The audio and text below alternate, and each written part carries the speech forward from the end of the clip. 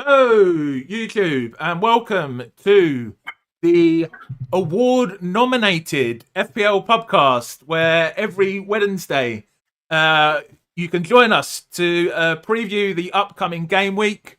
We can have a look at our teams.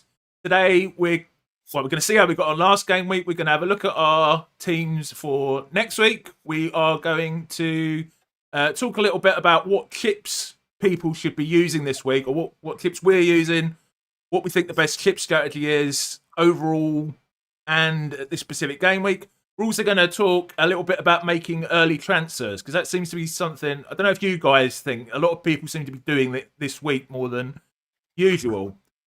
So keen-eyed amongst you will notice that I'm without my normal co-host Trig today. He is off trying to win the chess championships of the South Island of New Zealand.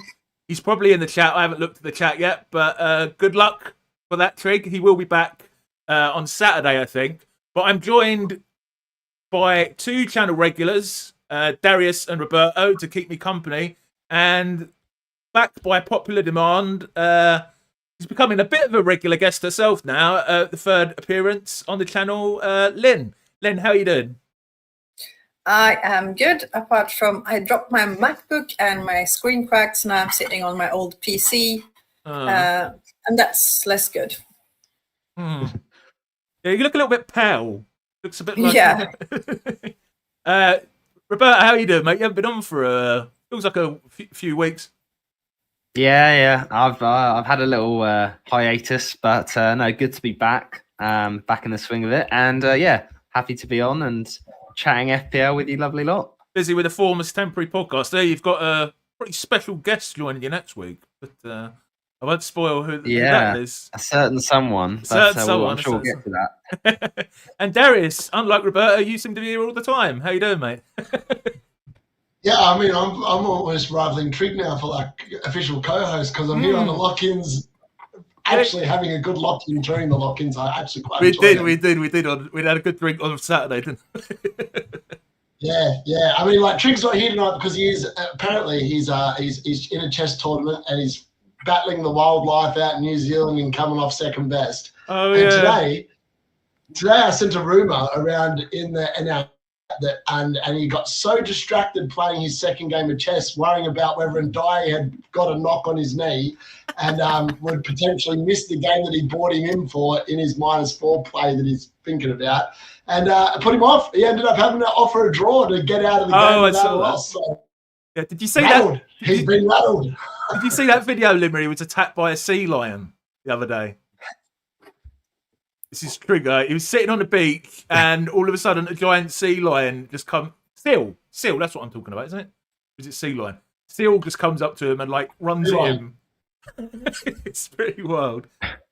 So just say hello to people in the chat. Hello to. Where is the chat gone? There it is. Hello to Chris Woodstock. Hello to Claire FPL. Hello to Kevy. Hi to Combe. Trigger, how you doing, mate? He said he's going to be heckling us from the cheap seats. Shouldn't you be off playing chess somewhere? Hello to John FPL Sparta. Chris Warburton. Hi to FPL Marcelo. A lot of people in early today. Hi to Geddy. Hi to Danish. Amazing Johnny. Shane. And Shishant. Hello to everyone. Okay, so before we start, before we get on to looking at our teams, a little bit of admin. So first of all, as always, this stream is being done for the whole season for charity. Any money we get from super chats or ad revenue will be going to these two charities. So Mind, who do a lot of great work for the mental health in the UK, and Street Child United, who do a lot of work with homeless children across the world. There's also links to the two charities if you want to donate directly to them in the video description. Please do like if you're enjoying the stream, and subscribe if you're new around here. So I've got to do this. So I woke up on Tuesday to find that I'd been copied into what I thought was a joke post saying that the channel had been nominated for the Football Content Creator Awards as best content creator, I guess. And then Roberto went, no, that's not real. And then he said, oh, actually, I've just looked, it is real. So it was a little bit of a shock, to say the least. But yeah, it's amazing to be nominated. Yeah, I've put, it's amazing to be nominated. I mean, some of the names in there, you've got like Black Box, Gianni, Holly, some really big names. We've also got one of our fellow channel co-hosts, FPL Nightmare Andrew, who's been very deservedly awarded, as well as my good friend, our good friend Steve-O's Elite FPL channel. Roberta, did you think unlucky on the TFT pod not quite getting in there? Oh, it is what it is. As you said, some very deserving creators in that list, and yourself, and it's great to see all these kind of content creators get noticed, because you do see a lot of the same sort of names coming up from year to year sometimes. So to see a bit of variety is always great, and yeah, it's one of those things. We're not always about the sort of getting the votes or getting the awards. It'd be nice, obviously, but no, we're happy for you guys, and flying the flag for the Pubcast. It's what it's all about. So if we win it, I'm going to dedicate it to. Did you see Trig the other night? He was moaning about not having, and I said to him, if I win it, I'm going to go up on the stage and say, this is for the golden goat of FPL, my co-host Trig. Do you reckon I should do that, Darius? I reckon it'd be a successful way of celebrating. Yeah. I mean, it has to be noted that Big Man Bakar is up for the awards as well. And let's be honest, he's got to be a shout out for maybe is there a reward for the worst content creator, and he's been nominated for that category? I don't think there's a Rotten Tomatoes version of the content creator awards yet, mate. No, because I reckon you still in the entire community would vote for him as the worst. Surely the dude doesn't create his own content; he just steals it and copies it. But congratulations to Gary, obviously, and Andrew. They nominated themselves, and they got they did well. They obviously wrote a convincing resume. I did nominate myself, because I didn't think anyone else would. There you go. But I was like, for me, I was sitting there. I was like, going, in Australia, we even at like school level and stuff like that, I've been involved with like a school that's promoted itself, and we won School of the Year. And I was like, I wanted no part of it. I hate like putting up for awards and stuff like that. I always like the people that go under the radar are the ones that generally, they don't need recognition. They know they're doing a great job. Linn, have you got any thoughts on these awards in general? Have you ever been to one? No, I haven't. But I'm glad people actually appreciate it and lifted, so more people can find your stream. Yeah. But yeah, I like it.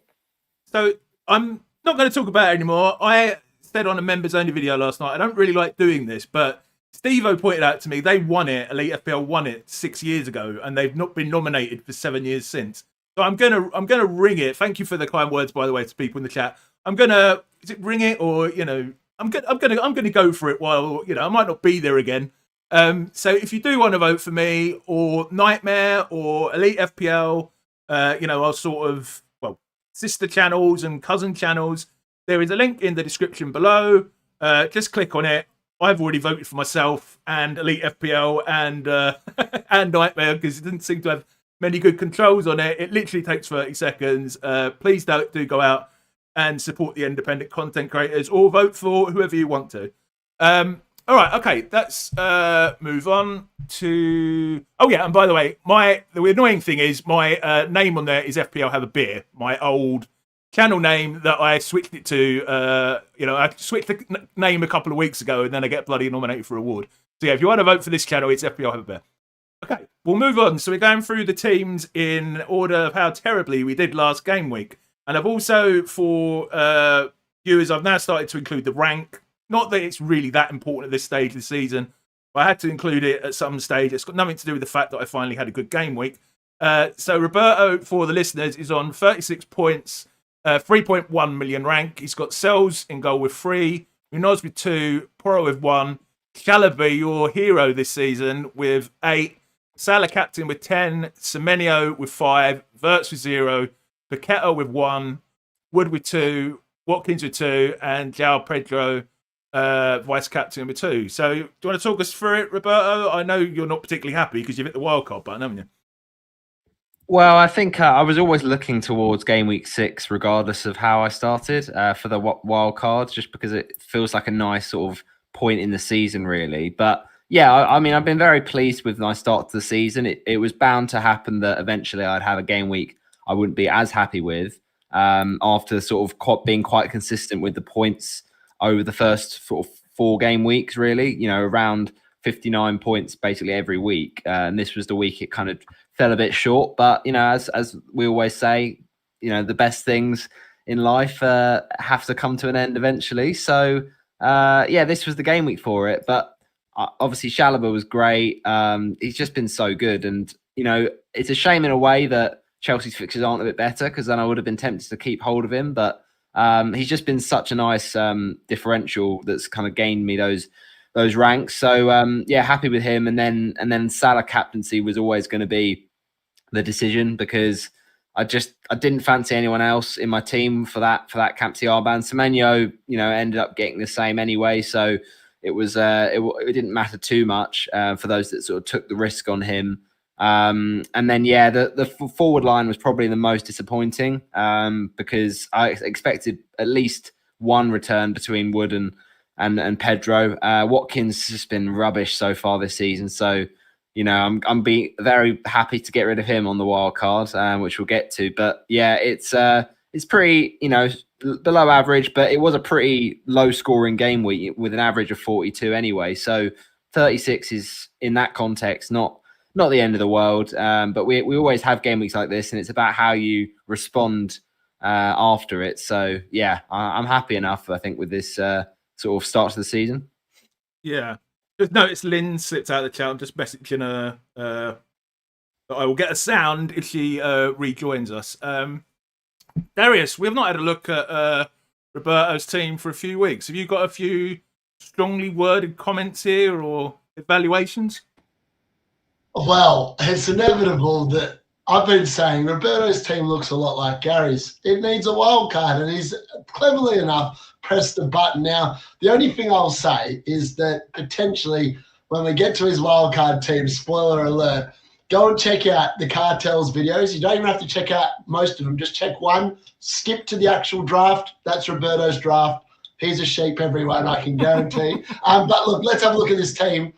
I mean, yeah, it's just it looks a lot like mine, actually, but I've fixed my issues, which is why I'm not on a wild card. Roberto has somehow not fixed his issues, and he's still got Wood, Verts, Murillo, Hoover. Yeah, I mean, there's just so many issues. Sells in goal. The list keeps going. The only good players you've got at the moment are Chalobah and Semenyo. That's it. So yeah, pretty good week to wildcard, I reckon. Linn, can I come to you? Luck's run out. Linn, I'll come to you as a Liverpool fan, because I'm not wildcarding this week and I've still got Verts. What do you think the chances are he starts this week? I think he starts, but I wouldn't expect too much from him. So for me, he's a sell. Okay. For a hit, would you take a hit to get rid of him? Probably, yeah. Probably. Do you reckon he's just... even if he does start, has he shown you... Last time you came on here, you were pretty positive towards him. Does that change? Yeah, he just doesn't seem to be put in those positions where he can actually... Like, he might assist the assister. I don't think he'll definitely get an assist, maybe a goal this season, but yeah, he's not. There are better options at that price point. Yeah. Okay, all right. We'll move on to Linn's team, who is second bottom for the week, but certainly not for the season. She's the highest ranked out of us at 51k. So Linn got 49 points this week. Dubravka with 4, Poro with 1, Goodmanson 4, Munoz 2, Xavi Simons 1, Semenyo 5, Gapco captain. What's an interesting one? 4, Reinders with 9, Haaland with 9, João Pedro with 2, Neta TK, who of course is now banned for the next match after he was sent off in the Carabao Cup yesterday with 8. So, Linn, do you want to talk us through your game week and Captain Gapco? That's an interesting decision. Is it? Like, he's been really good, I think. And he could definitely have had a goal or two. So I'm not too unhappy with it. Just a bit unlucky. Most people, most Yeah. people that had Haaland seemed to captain him, even though he was away against Arsenal. Was he away or it was against Arsenal? Yeah. So I just thought Gakpo would be a better option, basically. Okay. And yeah, I sold Verts for a -4. Oh, you saw it coming.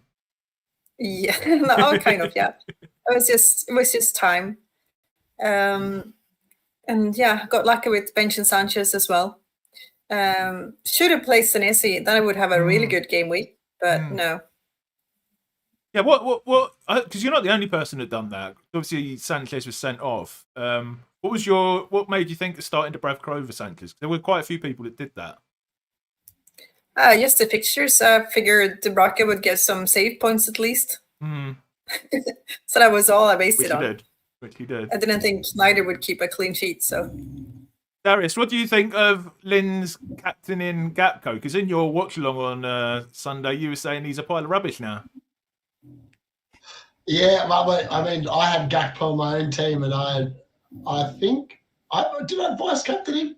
No, I moved the vice captaincy to Collins based on Nightmare. Thank God I didn't change it to captaincy, but that would have been a disaster. But I think the writing's on the wall for Gakpo. I think he'll be all right this weekend because Ekitike is obviously now out suspended, and we'll talk about that. Actually, Ekitike did what I did when I was a kid, except you never used to get booked for taking your shirt off after scoring a goal, and now you do. So that's the reason why I hate that rule as a yellow card, because you shouldn't be missing a game of football because you took your shirt off because you scored a goal. But yeah, it's a bit awesome. I mean, that's been the rule for 10 years plus, whatever it is. It's a stupid rule, and it's a very harsh punishment. But he's also pretty silly for getting booked for dissent and then taking his shirt off after scoring, especially when you're playing Southampton. And, yeah, that's all you need to say about it, really. Just silly. Yeah, Roberto, do you think... because we'll come to this later, I'm asking this. Do you think that Ekitike being out makes Isaac an option now?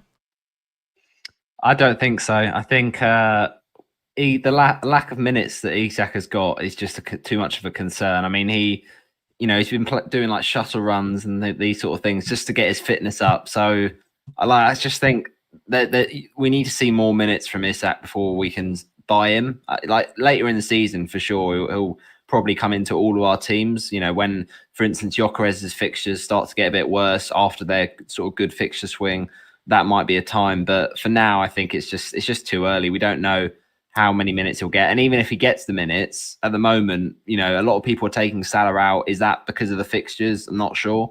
I wouldn't go there right now. I don't think. Right, let's move on to whose team's next. Darius's team. Someone's pointed out to me, Zem saying that, we've lost Linn again. There's only one M in Xavi Simons. Okay. All right. Thank you, mate.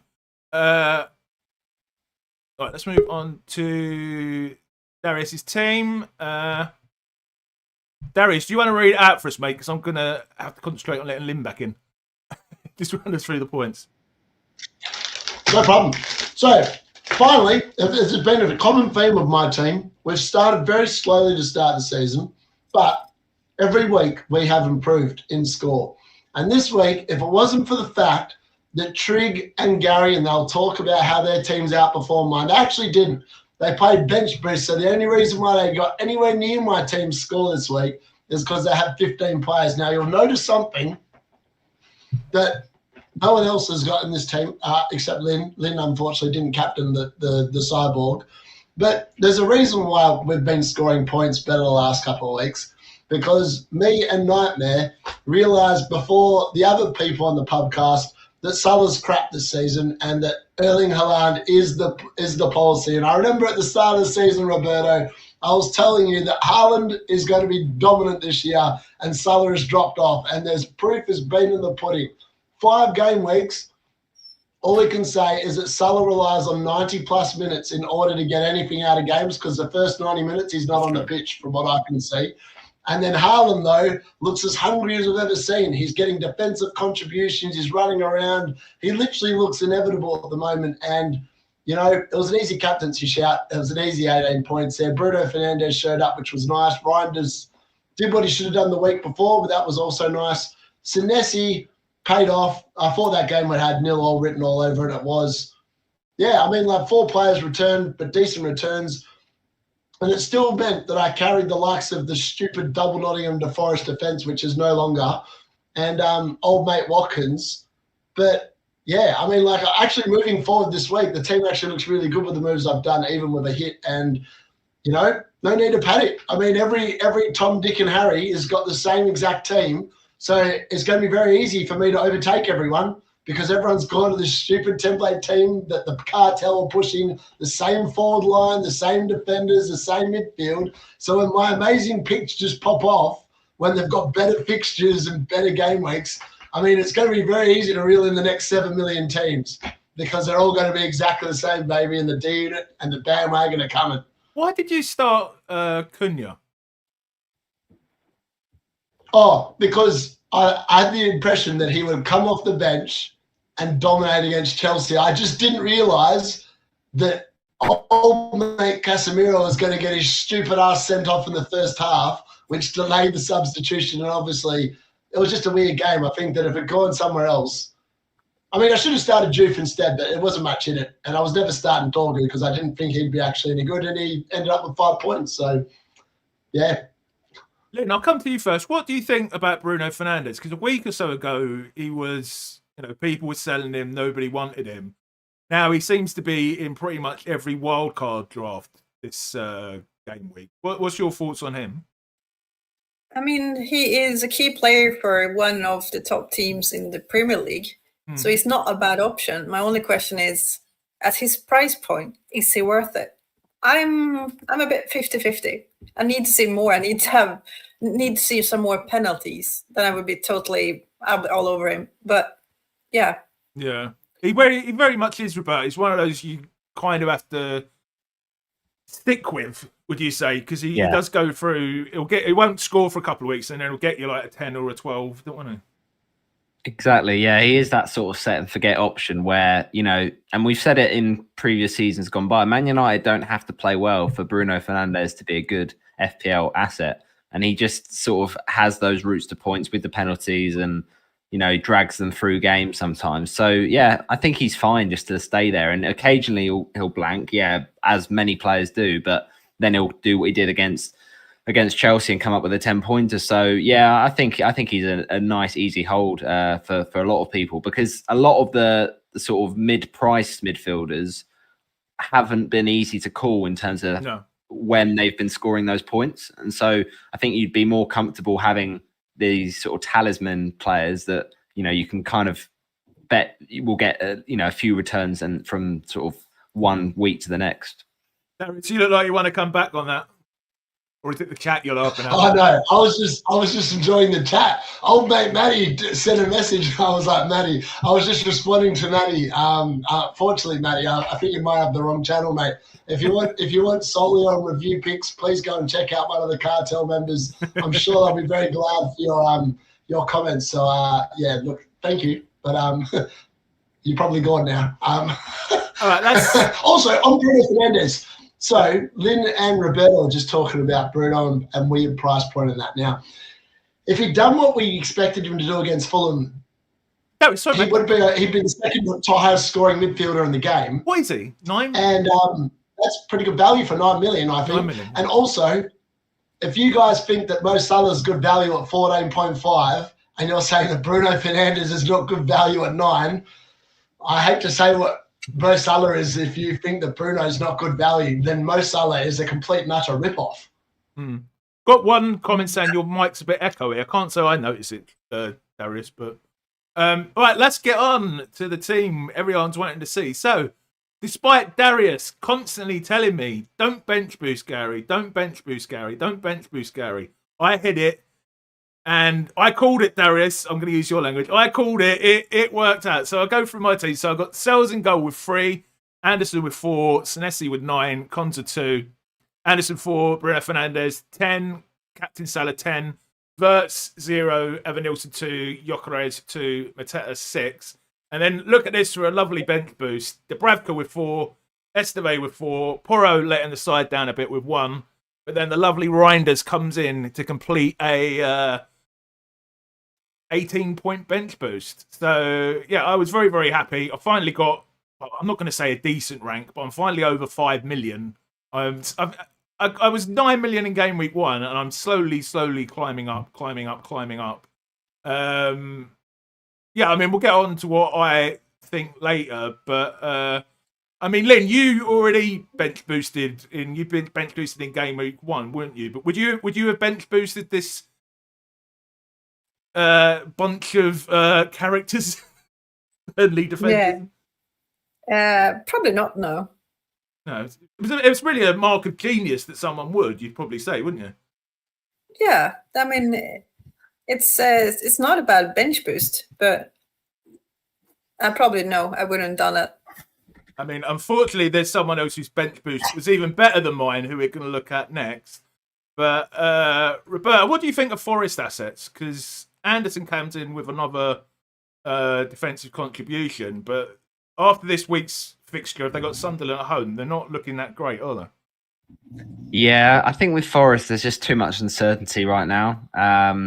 You know, they haven't been the Forest of last season yet, but obviously there's, you know, you've got to give time for Ange to get them working again. But yeah, it just feels like too much of a gamble at the moment. You know, even your Andersons, you know, you're looking at 3 or 4 points there at the most, and then everyone else is just kind of it's a bit of a sort of lottery to guess who's going to get the points. So I think we just have to sort of step back from Forest for a bit, wait till their fixtures get better and assess how they look long term. Because yeah, at the moment, I don't think we can sort of have any sure sort of assets to go for from them, really. Yeah, Trig's just saying in the chat, Gary only bench boosted because I persuaded him, and I will give credit to Trigger when credit is due, because I was going to wildcard last week, and he said to me, "What are you doing bench boost?" We'll look at his bench boost in a minute. But Darius, are you going to eat humble pie and live up to my genius? You know. Not really. I think you got very lucky. I mean, let's be honest. You're benching Reinders' last spot on your bench. Like, no one's benching Reinders in the last spot on their bench because he's capable of a big haul. I mean, look at your team. I would have started Reinders over Anderson, over even Ilson, over Jokeres, over Verts. I mean, then your bench boost looks absolutely crap. So if you actually got your bench right, it would be a crap bench boost. It's just your bench was stat padded by the fact you put Reinders last down the bench. And lots of content creators did the same thing. I saw Senesi on benches. Who's benching Senesi in any given week? It's the biggest stat padding exercise I saw this week, because if you take out their bench boost, their game weeks were awful because of the fact that they completely cooked their starting lineups. And if we take out your bench boost, guess what your score is, Gary? 52. 42. No, 52. So you're below me. Well, I'm double your rank though, mate. All right, not for long. Let's get on. I have to include, obviously, my usual co-host team here, and he did very, very well. Trig on 76 points.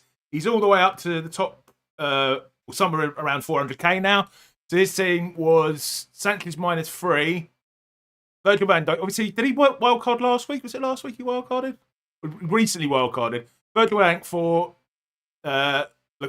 Crow, however you say his name, with 2. Not got Trig here to say it for me.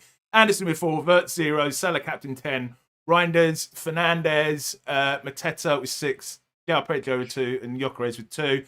And then his bench boost, which outscored mine by some way. I'm not going to try and figure out. Dubravka 4, Senesi 9. He shouldn't have had Senesi on his bench. That's why his bench looks so good. Rondon with 10, and then his man Stack with 15. Linn, I'll come to you first. Impressive bench boost, you say? Yes, I love the Stack pick. Yeah, it's a very good pick, isn't it? Would you? Yes. If you're in a wild card this week, would you have him in? Probably the best cheap midfielder, isn't he? If I needed a cheap midfielder, which I don't think I do, then yes. Yeah.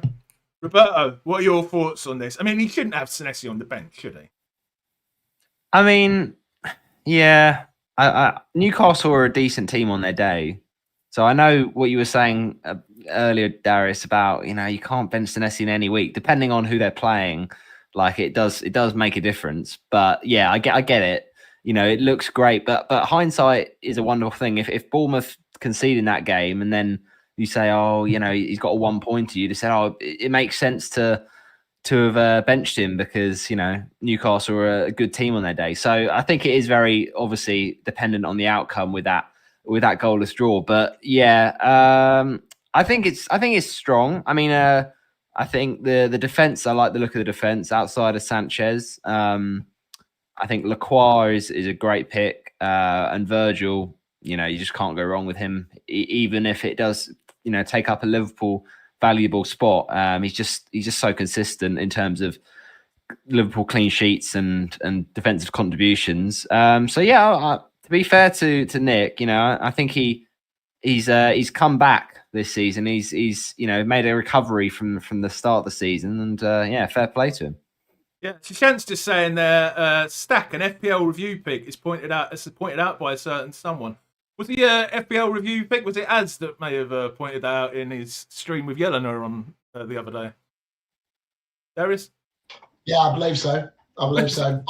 He was very high up on FPL review a few weeks ago, I remember. He was.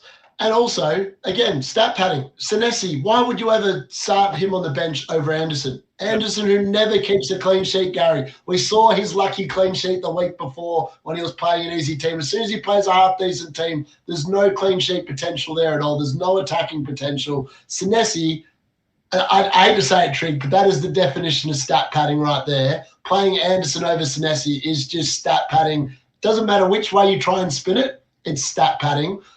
Well done on getting 26 points on your bench. That's still a pretty good bench boost. 25, actually. I take that back. 25. 32, so well done. It? 32. 30, isn't it? 24 plus 2, 26. 30.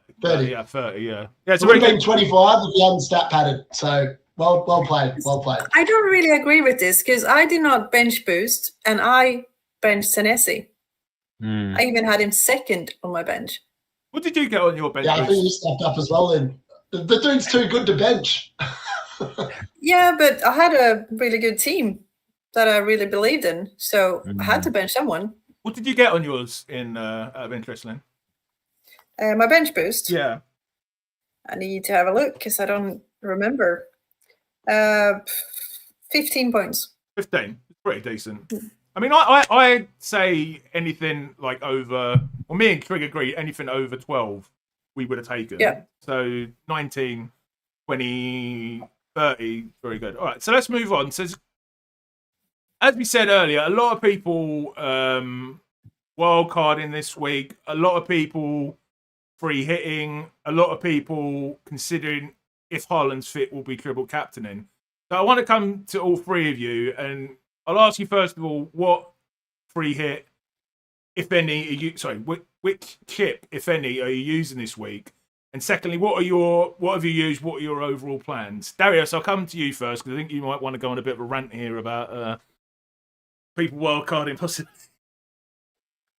Oh, no. I mean, the good news is I'm actually quite happy with I know that my rank is not reflecting at the moment, but the good news is that everyone's using and burning their chips now, right? And the thing that people don't realize in a wildcarding right now is you still have no information on so many things. Yeah, we literally haven't had the Europa Conference League start yet. We've got the Europa League starting this week. We've got the Champions League started last week. We've already seen mad rotation from the teams that are in the Champions League with those deep squads, random benching. Everyone thought Eze was going to start with the injuries that Arsenal had, and he got benched, comes on at 45 minutes. I mean, it's going to be a disaster, like going with those European players. And look, everyone's sitting there. And I remember a very certain point last season when everyone looked at Arsenal's fixture run, and it was about game week 6, but game week 7, all the cartel wildcarded, they brought in the double Arsenal defence, and then the double Arsenal defence stunk it up against the likes of Leicester, Southampton. They all conceded. And because there's no other points, they literally just got 2s and 1s. So everyone's sitting there going, oh my God, I need double Arsenal defence. I don't know. I think I've learned a lesson. And I've always, my number one rule is no double defence. and I've had double Forest defense the entire season, and I literally could have had one player in my team just outscore him the entire season so far. Like, they've been pathetic. So I think double up defenses, people say, oh, it makes sense because you're doubling up on it. It's one less thing you got to worry about. I'd rather spread the risk.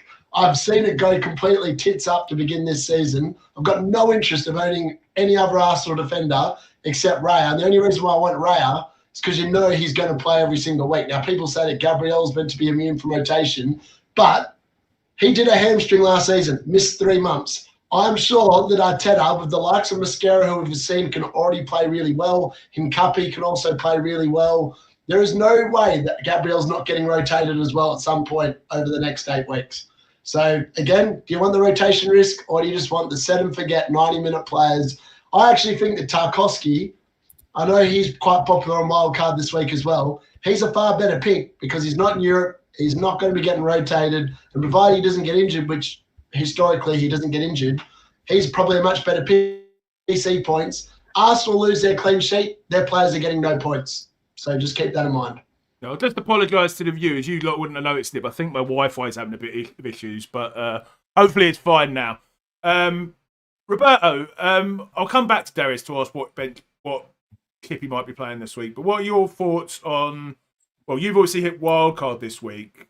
What's your chip strategy in general? What's it looking like? So obviously we'll get on to talk about your Wildcard draft later. Yeah, I think the approach for me this season with the chips in the first half of the season is sort of thinking about things in blocks. So for me, the first 5 game weeks was a block of not, sort of going against the grain a little bit because I saw everyone around me using chips, especially game week 1 bench boost and game week 2. There were a few free hits flying around and I was happy to kind of chance against that and see what happened. And the damage was actually quite minimal, so I was quite pleased with that. And then I looking in the next sort of chunk of the season, game week 6 maybe till game week 11, and use that as a sort of marker in the season, and probably only need to use 1 chip or maybe 1 more. But then I'll look at the next chunk of the season and maybe start using more chips in that period. So I think it's about doing it 1 chip at a time and maximizing each chip as you go, rather than necessarily how they interact with each other. Because I think sometimes you can get lost a little bit in the here and now. But so for me, Wildcard in the immediate, just to sort of give that sort of freshen up with some of the players. And then if I come to a week with the bench boost that the fixtures look like they're falling favourably for my whole squad, then I'll just use it then. And then I think the free hit and the triple captain are very sort of fixture specific for later on. I think around, we were talking about it the other week with Andrew, but around, there's a nice sort of run around game week 15 to 18 of some good fixtures for those chips. So I think, sort of being patient, but trying to pick out the right weeks for it, really. Linn, so you've been quite aggressive with your chips. Is the bench boost the only one you've used yet? Are you planning to triple captain or anything this week? A bit of spoilers there. I'm thinking about it. I haven't clicked the button yet, but I'm still considering. I would like some more news about Haaland and his back potential injury before I do that. Darius, are you on triple captain this week? Talk to me for a minute, because I'm going to put a poll in to see what chip people are on, if any, this week. No, I've got no interest in playing a chip until probably Wildcard 12. That's my plan. So, as I said, I'm quite content with my rank being behind a lot of people. But what I think we'll see is one of the greatest and quickest rank climbs from game week 12 to 19 when I'm playing all 4 chips over the space of 7 weeks. And I'll have all the information. So Wildcard 12, I'll be able to wait till the end of the last international break, which is what I did last year. And that turned out to be the point where I went from, I think, about 200K into the top 10K over 5 weeks. And I didn't leave the top 10K after I got there. So that's the plan again, to wait till then and use that. And look, there are so many good triple captain games between game weeks 12 and 19. There's also the possibility that potentially there could be a double game week in there. So delaying all my chips till I have a bit more information, and then playing my chips to align with all of what I think I know by then, I think will have the maximum impact. Yes, I might lose a few points along the way now, but I think long term, I'm going to be able to pivot far harder than a lot of people that have already used all their chips. They're going to have to literally be taking hits, whereas I'll be able to just to play all my chips when I want to. And I think that's definitely going to be the differential play. And a lot of sheep are just following each other at the moment, just playing their chips willy-nilly, not really thinking about why they're playing them. And I've pre-planned mine out, and touch wood, I can get there intact. So are you triple captain this week? Sorry, mate, I might have missed that because I was... No, definitely not. No. So Haaland's... I actually prefer the games... so I think I covered this in... I can't remember which video this week. So Haaland plays Sunderland at home, West Ham at home, Leeds at home. Between game weeks 12 and 19, he also plays Sunderland away. So they actually play Sunderland twice between game weeks 12 and 19. Right. So there's no reason to play it on a yellow flag Haaland this week when you could just wait until probably later on. I mean, there's always the risk that he gets injured, that he's not available for them, but then there'll be other options instead. So, yeah, I think that they'll account for Burnley pretty easily. I reckon he plays about 60 minutes. He'll probably score 1 goal. He might score 2. And then he'll get taken off because the game will be done. And why risk him for the full 90? So I think that's what will happen on the weekend. Okay, let's move on to the next point. By the way, I have started a poll. Do let us know what chip you're playing this week in the chat. This I put this one in because it's related to the triple captain discussion. I just thought it'd be an interesting conversation to have. So, obviously, this week, a lot of people wanted to move to Haaland because of the triple captain. Also, a lot of people wanting to move to Semenyo just because he keeps going up and up and up. What is he now? 7.7, something like that? Some silly price. So this one really was between me and Trig. So Trig can tell us in the chat if he's done this, but he was going to take a hit to get Haaland in and either Semenyo or someone else. I'm always wait until a Friday night, Saturday morning sort of guy. I'm talking about FPL here, not other things.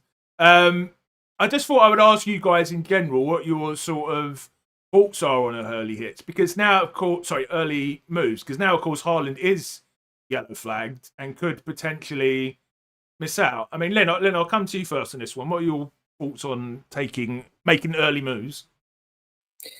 I like taking doing early moves, mainly because I feel when I don't do it, I just stress over, is this player going to fall in price? Is this player going to rise in price? What's going on? And I keep checking. If I do an early move, I don't have to think about it. It's done. It is what it is. So if I know I'm going to have a really busy week, for example, I would rather do an early move so I don't have to think about it. I can just let it go. Interesting. It's almost like a psychological reason. You just want to, I've done it, and then I'm not going to go back on it. Exactly. Okay. And especially international break. I know people say, don't do early transfers. They might get injured. Yeah, they might, but it might also get injured in warm-up. How many times hasn't that happened? And then we do have a bench, so it's not the end of the world. It's happened a few times this season, hasn't it? Just players getting in the water. So for me, it's definitely where it's a bit of mental peace to just do it early, let it go. I will make an apology. Trig hasn't made any early moves apparently, but he often does. Roberto, what are your thoughts on early moves, mate, in general? I mean, in general, I think I tend to not, just because I've been scarred in the past by doing it. Yeah, me too. The thing is, whenever the week that I'll feel that risky, something will happen, and it will just be like sod's law that I'll just think to myself, why didn't I just wait till even wait until the Friday like morning sometimes can be, sort of late enough that you're okay.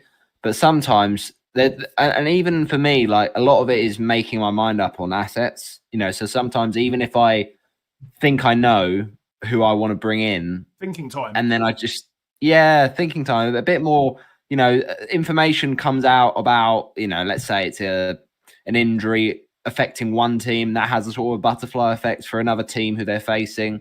Just these small details sometimes can have a bigger impact. So yeah, I think I like to be locked in by the Friday night, and then if I'm really sort of indecisive, it can come as late as a Saturday morning. But yeah, I think I would err on the side of caution generally, because even if you think there's no, even if there aren't any European games or extra fixtures or chances, people can just get injured out of nowhere. A lot of the time this season we've had players not start, out of nowhere, and we it's an injury that doesn't come up in the press conference or something. So, yeah, I think caution is always the play for me. But taking hits, I do like, because I think there are ways you can justify it. I just prefer to do it later rather than sooner, I think. Darius, I'm guessing you're an early hits guy. I mean, is it always because the prices that you do it? How important do you think that is? The saving the money on the prices? Yeah, I think I'm always a massive fan of squad value. That's the reason why I moved this week early myself. So this week I bought in Raya, Udogi, and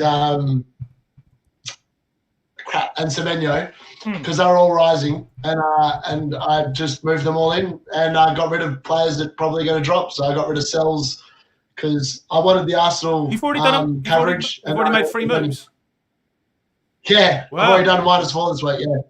Yeah, I don't muck around. But if I know what I want to do, I'll just do it.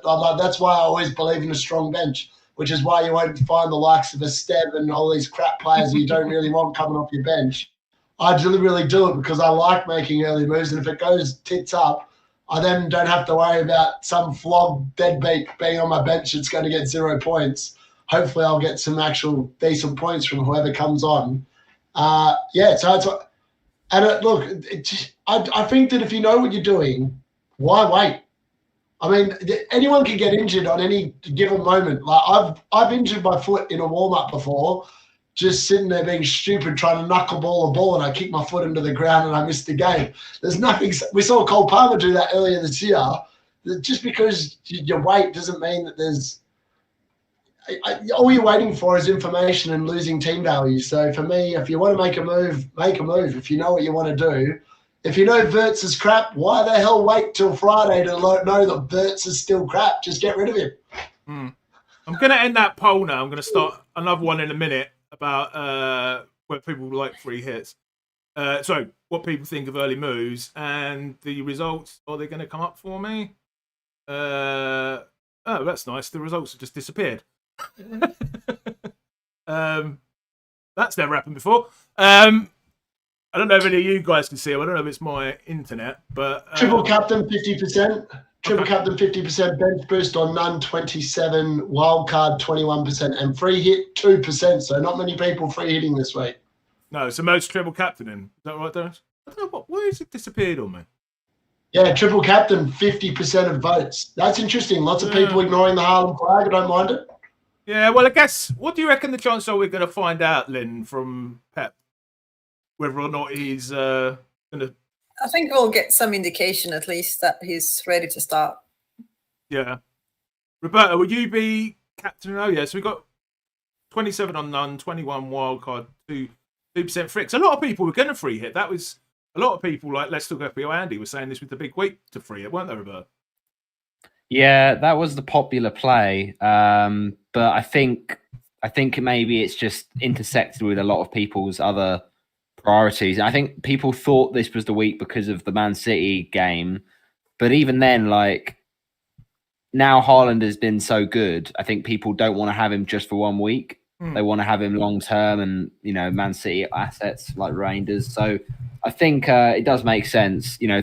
This is always the way that we have these game weeks we earmark for a certain chip at the start of the season. Then things change. As Darius was saying earlier, we still have a lot to learn about this season.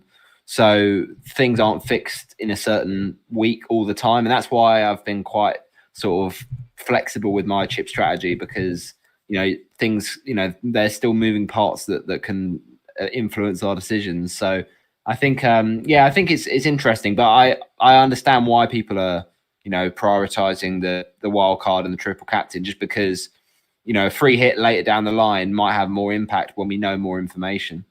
Trig saying, backing up what you were saying there, apparently your doggie's been injured in the warm-up. want to laugh, but it just goes to back up what Linn was saying there. Okay, all right, let's move on. So I've just started a poll. Do let us know what you think, whether you like making early moves or not. We'll start off, we'll go through our predictions for the game week 6 fixtures now. So Darius, I'll hand over to you for the first one. Your beloved Man United away to Brentford. You've got to win this one, haven't you? Oh, yeah, I can't believe it's the early kickoff game. We've got a live watch along at 7:30. That's brilliant. I'm like, at the start of the night, I'll be up and about early. Look, we watched Fulham versus Brentford last weekend, and my God, Brentford they've conceded 3+ goals in multiple games, and they come up against this weekend. Man United have played Arsenal, they've played Chelsea, they've played Manchester City, and they're leading the Premier League for expected goals created. That spells at some point this season, and I think it could be this Saturday lunchtime kickoff. I'm very excited about having Cunha and Bruno on my team this week. I think this is the week where Cunha opens his account and he does it in style, and I think Brentford are going to be swatted. I think that the stats are going to come home to roost this week, and Man United, they're not going to struggle about attacking, and they don't have to worry too much about defending against a Brentford team that don't create much. And this is the week where I think the floodgates may be opened and they score at least 4 goals. I can see this being like 4-1 or 4-0 to Man United. Cunha brace, it's incoming. Interesting, okay. So with our resident expert Trigger not here, I'll come to you, Roberto, for Chelsea at home to Brighton. What do you reckon will happen here, mate? Yeah, just responding to Darius, I don't think the floodgates have ever opened for Ruben Amorim, other than the leaking Old Trafford. But, maybe we could see a change this weekend. But yeah, Chelsea-Brighton, I think this is a sort of game where, it's funny how many players have gone between these two clubs over the years. So it could well be, a grudge match for that reason. But I think Chelsea, they were poor against Man United. I think that was, very sort of match dependent with the Sanchez red, and I think it wasn't the best of conditions that game either. I think at home Chelsea will be stronger. The thing I worry about with Brighton is that they are very open. So I think Chelsea, if they, they get a few good chances, that will probably, punish them here. So I can see a big Chelsea win, to be honest. I think this could be like maybe a 3-1 or a 3-0. I wouldn't be surprised if, Chelsea got a few here. But I think it's exciting for players like Pedro, who's just been so good all season. People, have been banging the drum that he, has been such a good own. But at the start of the season, there's a lot of people that were doubting him, and now they've got, big egg on their face. So I think it's interesting now that a lot of people are changing their narratives. But yeah, I think he's been sensational, and I think Chelsea have scored a lot of goals. I think maybe, they want to tidy it up at the back a bit more. But, for this game, I think they'll be good, I think. Okay. Linn, I'll hand over to you for your beloved Liverpool away to Crystal Palace. What insights have you got for us here? I think Liverpool's going to score 3 goals, 2 to Isaac, and then unfortunately, because it's away, Palace will also get a goal. So 3-1 to Liverpool. But I don't think it's going to be a tough game. I think Liverpool will score early and be comfortable, so they can bench some key players and rest them. And I'm sure, I'm not sure, that might be my hope talking, but yeah. I was going to say, I'm sure, without wanting to spoil anything, I'm sure your prediction of the scores there has not been biased by your transfer in this week. No, not at all. Darius, I'll come to you next. And Roberto, do you mind just mediating for a moment while I pop to powder my nose, as usual at this stage of the stream? Sure thing. Leeds versus Bournemouth. I'll give that to Darius. Yeah, Stack will go back to being irrelevant this week, so I think Bournemouth account for Leeds pretty easily. Semenyo's probably scoring again, or even Ilson. I think they win 2-0. I can't see Leeds scoring against Bournemouth. Senesi, another 9-pointer at least incoming as well. Leeds aren't scoring. They played an easy team last week. They're not playing an easy one this week. They'll lose comfortably, I think. Yeah, I mean, I think Stack is a really good option. If you need that price point, as Linn was saying, the way some teams will be set up, you won't need that cheap midfielder option. But think, even if he doesn't return this week, going forward, he is still nice to hold stack, I think. So I think, I agree with you, Darius. I think this will be a comfortable Bournemouth win and probably a double clean sheet for Petrovic and Senesi. So, if you've got double up in defence, it can work, sometimes. But I think with this game, I expect Bournemouth to do well. And as you said, Semenyo he's just been so good. He's just irresistible with his form. And Leeds, I don't expect to keep this one tight. They have been better defensively than I thought, but I wouldn't expect it in this one. Yeah, couldn't agree more. What about Man City Burnley, Linn? What do you reckon about this game? It's going to be interesting, isn't it? Because so many of us will be triple captaining Holland. I definitely think City will win. It's also at home. And Burnley, they've conceded so many shots and in the box. So it wouldn't surprise me if it's a 4-0 to City. Yeah, I mean, if Man City don't score at least 3 here, I'll be surprised. I mean, I know that Burnley kept Liverpool, down in terms of goals recently, but the XG for that game was still very, very favourable for Liverpool. So, I mean, Man City though they will be very sort of adaptive to the games they're playing. So last week against Arsenal, that the way they played in that second half was very strange from Pep's sort of regular setup. But if they play that again against weaker teams, I'd be very, very surprised. And I expect them to go all guns blazing for this one. But are you a bit worried about not owning some of the Man City options, Darius, outside of the obvious Haaland and do you think there's City assets we might miss out on in this one? Oh, sorry. Yeah, I think Vardyol's the one. Like there was another. I actually did weigh up a -8 this week and getting rid of Milinkovic from Vardyol as well. But then I thought, nah, because I quite like Tarkowski moving forward, and it saves you a little bit of money, and I don't have to worry about him playing in Europe. So I think I'll give Milinkovic this week against Sunderland. We wear a price drop if that happens, and then there's other really good defenders probably cheaper that are probably going to be more nailed for minutes anyway. I think this game is going to be interesting. Lots of people think there's going to be lots of goals. However, Manchester City have been playing a very different brand of football this season, and they've been playing a lot more on the counter-attack. Now, I don't know if that's going to help them against the Burnley team. I feel like they need to be more like the City of like the previous years compared to how they're playing this year. I think this game might be deceptively like a 2-0. I don't think it's going to be as high scoring as people think. Okay. So we'll come to Linn next, shall we? I'm not sure what order we're in, but Forest versus Sunderland. Linn, what do you reckon to this one? It's going to be a snooze fest. Yeah, that's guaranteed. I mean, this must be the most boring game of all time, almost. No, I don't think we'll see a lot of action. I don't think we'll see much of anything, really. I'm predicting a draw. 0-0.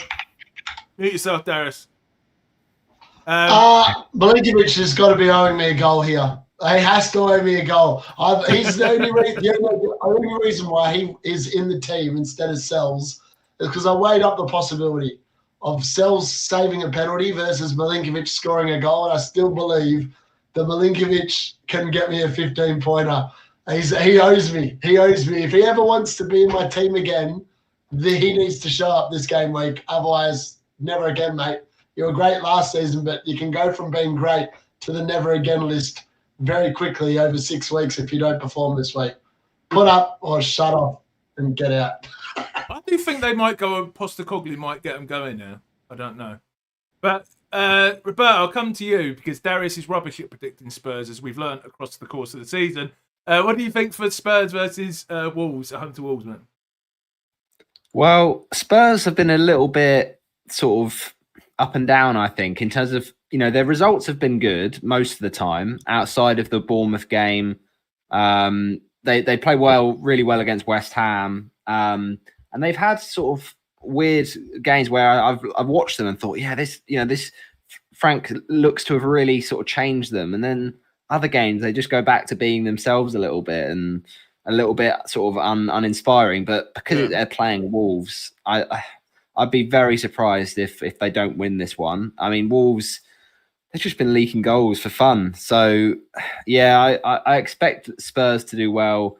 I don't think it'll be a high-scoring one, though. I think Spurs might just need to still bed in a few of their players like Simmons and, the likes of even the likes of Tell, might get more minutes, than previous weeks. But I'm not so sure about how quickly they'll be able to deliver. So I think maybe like a 1-0 Spurs or a 2-0 at the most, but I don't think it will be too fruitful for FPL, put it that way.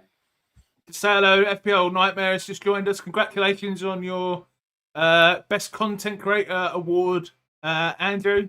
If you want to vote for me or Andrew or any other independent content creator like Elite FPL, you can do so using the link in the description below.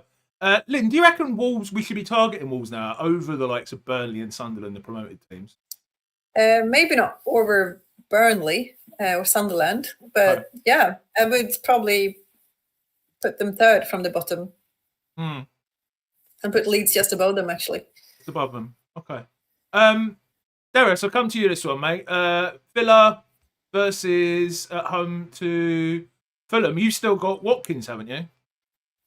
Yeah, and this is the week where he repays the faith on me for two things. One, for keeping him, and two, for talking crap about Anderson as he puts a brace past that absolute fraud and gives him a 1-pointer. Or he gets him sent off. Can you imagine if Watkins baits Anderson into a last man challenge, gets him sent off? Oh, mate, the scenes, the absolute scenes. Yeah, the absolute scenes. I'll be there for it. That would just be peak FPL. The cartel flog Anderson to death. They all bring him in. They all start him. Watkins all gets sold. Watkins gets a red card out of Anderson. You would never hear the end of it. Never hear the end of it. I'll be crying about that the rest of the season. It will still have his 2 defensive contribution points, though. No, he gets sent off in the first minute. Race through, he'll be cold because he's old and he's slow, and he'll cook it and he'll be done. -3. What's your prediction? And then he'll get all the minus points added, end up with -5. That'd be brilliant. What's your prediction then, Darius, for the score? Villa to open the floodgates in the Europa League. Watkins to score a brace. Villa beat Fulham to 3-0. Okay. All right. Roberto, you said you wanted to tackle this one.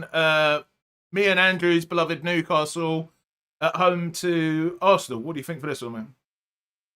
Well, Arsenal famously struggle at St James's Park recently, and I see that continuing. I do think Newcastle, though they've been really poor away from home and they've struggled to score goals, there's just nothing like the St James's Park atmosphere to get, them scoring, and Voltemada. I know Saliba and Gabriel, is a tough test for him, but he's so huge that he may well just rise to that challenge. And I think, Newcastle will be up for this. I mean, if they just be up for it, but not too much, like the Liverpool game, and don't get players sent off, then I think that would help. But yeah, certainly I think this is a game where it will be feisty. Whether or not that translates into goals, I think Gyökeres might score in this one. I've got a feeling he'll be back in the goals here, but I don't think Newcastle will win. Unfortunately, I think it'll be a score draw. I think it'll be quite a good game. I think I'll say like a 2-2 or something, because I think Arsenal, they have to, after last week, they'll probably regret not going for it a bit more against Man City, and I think they have to be picking up at least a point here. So I think that'll be a nice, exciting game, and I expect that to pan out that way. So, 2-2. Okay, interesting. So, last game, to be honest, I really hate Monday night games now, because I really like it when it's over on a Sunday and I can start thinking about my team. But another rubbish game for you, unfortunately, Linn. Sorry. Everton versus West Ham on a Monday night. What do you reckon to this one? I don't really know what to think of West Ham at the moment. They've been pretty shit, but they've not been too bad. They come out Everton's the result, don't they? quite solid, but yeah. So I'm not really sure what to think of this. Everton will probably score 1 or 2 goals and win, but it also wouldn't surprise me if it's no goals at all. Everton are very popular on Wildcard, aren't they? But have you got an Everton defender in your Wildcard? I have. I've got Tarkovsky at the moment. I think West Ham are just really low on confidence at the moment, and so I would be surprised if they scored in this one. To be honest, Everton have always looked solid defensively, and whether it is Tarkovsky or someone else in that back line, I just think it's a great investment. And I know that they're not. It's surprising that they're sort of only fourth, because I think they're probably more likely to keep a clean sheet than Spurs are, for instance. But even against Wolves, but I just don't think where you can go wrong with that, really, that Everton defence at the moment. Okay, so we'll move on to have a look at the Rob T's predicted goals and clean sheets for this week.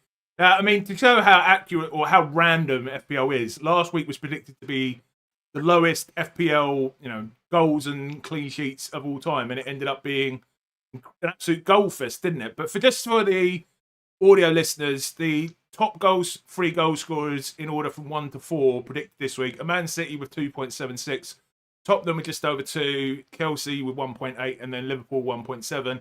Top clean sheets are Man City at 49%, Tottenham 41%, Nottingham Forest 39%, and then Everton at 38%. But there's also quite a few other decent looking clean sheets. What I'm starting to do in this one is 4 people on free hit. I'm going to ask each of you, if you were on free hit this week, what would be your 3 must-have players? And you can't choose players that someone else has. So I'll come to you first, Linn. Who would be your 3 must-have players on... he's our guest, Darius. Who would be your 3 must-have players on a free hit this week? And just your thoughts in general. Uber Haaland, obviously. João Pedro, because he's also facing his old club, and that's always more exciting. And then I would probably go for Senesi. Okay. Mainly because I missed out on his point last week. Okay. They're down at 29%. They're not too high clean sheets. All right, just because Darius made a face, I'll come to you next, Roberto. What 3 would you have on free hit? I think I'd probably say Semenyo, Haaland, despite... Because even if he doesn't start, he'll come on and... You're not allowed Haaland. Linn had Haaland. Oh, okay, all right. Semenyo, Reinders, and I'll go Fernandes. Okay. Oh, Fernandes, interesting. Darius, have they stolen your picks, mate? I didn't think Roberto was going to pick Bruno, but he did. I was going to go a little bit rogue because I did put together a nice free hit draft this week. So I'm going to go with a Pigeon, who no one seems to be looking at. He's not starting tonight, which is great, which means he's probably a lock against Wolves, and he's been in hot form. So I actually think there's a world where the Pigeon outscores Haaland this week. So I think it'll be great. I'm going to go with Brian and Bumo against. He's going to go back there and probably score, even though I think you can toss it up between him and Cunha. And we're going to go with triple City attack after Linn picked Haaland, Roberto picked Reinders, and I'm going to go with my boy, Phil Foden. I know he's starting tonight in the Carabao Cup, which seems a bit weird, but Pep seems to love him again this season, so he probably only needs about 20 minutes against Burnley to score and get an assist, so I'm going to go with Phil Foden as the third. And I'm going to fill in our team. I actually have to go last here. I'm going to go triple Nottingham Forest defence. How about that? To guaranteed 0-0 at home to Sunderland, I reckon. All right, let's move on to our team. So we'll start with our guest, Linn. So for anyone listening on audio, Linn has got Sanchez in goal at home to Brighton, Wolves and Van der Ven at home to Wolves. Senesi, she's not making the mistake of benching him again. He's away to Leeds. Xavi Simons, Semenyo, Gapco and Reinders in midfield. Haaland captain, João Pedro, and that's a new name in there, I believe, Linn. Isaac up front. Have you made a transfer already? Yes, I have. And was that straight away after? Was that like an instant? It was this morning, so I did think about it overnight. Okay, so you think, Roberta said earlier, and I've heard a few people say today, it's too early to bring in Isaac. Give us the case for him. Well, I wasn't if Ekitike hadn't gotten his second yellow and therefore a red, I would have rolled my transfer this week, and I would just have played him. But since he will now not be playing, I think Isak gets about 60 minutes, which is good enough for me. And yeah, happy to play him. Yeah. Any other thoughts on your team in general? Well, people seem to react to how many Wolves players I've got, but look at the fixtures, and they're not bad. They've been bringing in the points, so yeah. Just a big thank you there, Napsters. Thank you so much for giving out 5 gifted memberships there. I noticed you did have a question earlier. We will do a Q&A at the end. Roberto, I'll come to you, mate. What do you think of... I don't remember what I was going to ask now. Of Isaac? Too early. Sorry, you cut out for me there, Gary. Isaac, too early to bring him in, you thought earlier on. So what do you think of Linn's move? I'll be honest, Linn. The way you described it with Ekitike, and I know that Ekitike does influence things, but now I think about it, maybe I was kind of overplaying it too much in my head a little bit. And 60 minutes for Isak is still good. It's just, I don't know. It's whether or not you think, because he'll be great at some point this season, whether or not you think it's this week or a future week.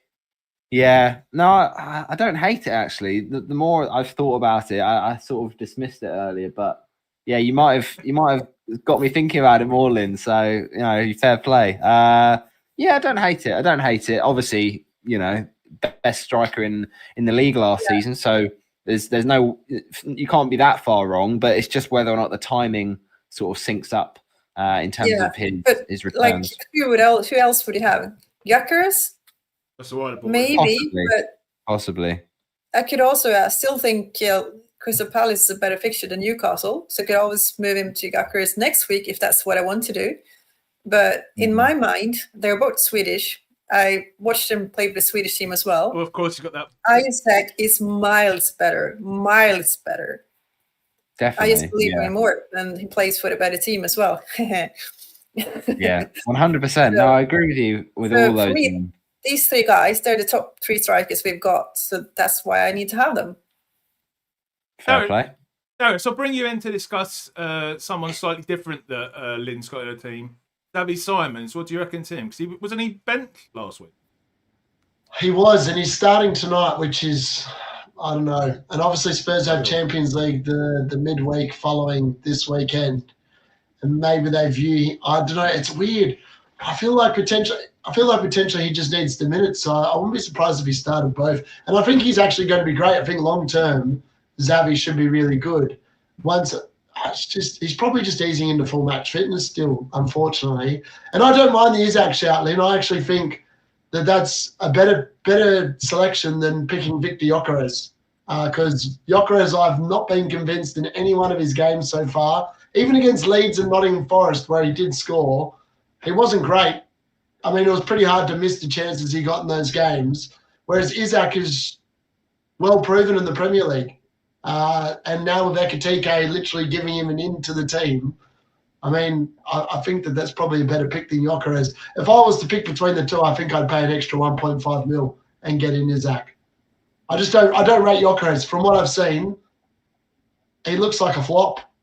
I know that sounds a bit harsh after 5 games, but I think Arsenal better last season without him, is my honest answer. Any thoughts that you might need to get rid of Xavi Simons now? Then he's not starting twice in a row? No, I think he's a player who can start a lot of games, so I'm not too worried. Okay. And he's quality and he's cheap. I'm happy to own him. Okay. All right, let's move on to it's my team. My team next. So I've got Stoles home to Sunderland, Pedro at home to Wolves, Senesi, Konza at home to Fulham, Anderson at home to Sunderland, Fernandez away to Brentford, Salah captain. Currently, I'm going to make moves here. Away to Crystal Palace, Reinders, Evan Nilsson, Gyökeres, and Mateta. So my moves were planned from Sunday were going to be 100% Salah to Semenyo and either one of Mateta or Evanilson. Probably Mateta to Haaland and then triple captain Haaland. But obviously, that is, well, I probably still will make those moves. Unless we get, a clear indication that Haaland isn't going to start, I probably still will make those moves. Whether or not I triple captain Haaland will, I'm not sure. It will depend on the news we get. I mean, Linn, I'll come to you. I've benched Wirtz because I would prefer to play Anderson at home to Sunderland, knowing that he's going to start and knowing he's probably going to get me 4 points, than risk Wirtz A, starting, and B, probably not returning anything if it does start. What do you think of that? Yeah, there are a lot of question marks here, I would say. To me or to Wirtz? My team or to Wirtz? It's to both. Okay, explain. But it's also like people complain about Wirtz. But what about Watkins? What about Rodgers? What about Mateta? Mm. What about Konsa? There's so many players here that we should question just as much as Wirtz. Really? Really, Roberto? Anderson times 2. I have to agree with Linn here. I mean, there are players here I would wild card out, I think, Gary, to be honest. Like, certainly the Forest boys, I'm just not, even with Sunderland at home, after this, it's a bad run of fixtures. I'm not invested at all in Aston Villa defence. And yeah, I don't think Wirtz is even worth holding. If you're just going to bench him, you might as well not have him, I think. So, yeah, there are some good bits, like Gyökeres and Reinders and Senesi, but outside of that, I'm a little bit worried for your team, Gary, to be perfectly honest. Well, the other consideration I had, I'm not going to wildcard. I'm going to leave wildcard into at least game week 10, because I think this team can hold out to then, but would be a hit for Wirtz, probably for Ndiaye.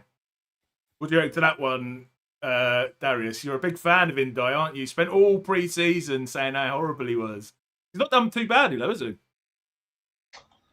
For credit where credit's due, he scored 2 goals and got 1 assist over 5 games, which is not bad. But I just sit there and look at that run of fixtures, and people, like, again, the cartel, I don't know what they're on about. Yes, they've got an easy fixture this week against West Ham, but then tell me when he's next scoring after that. They're not easy fixtures.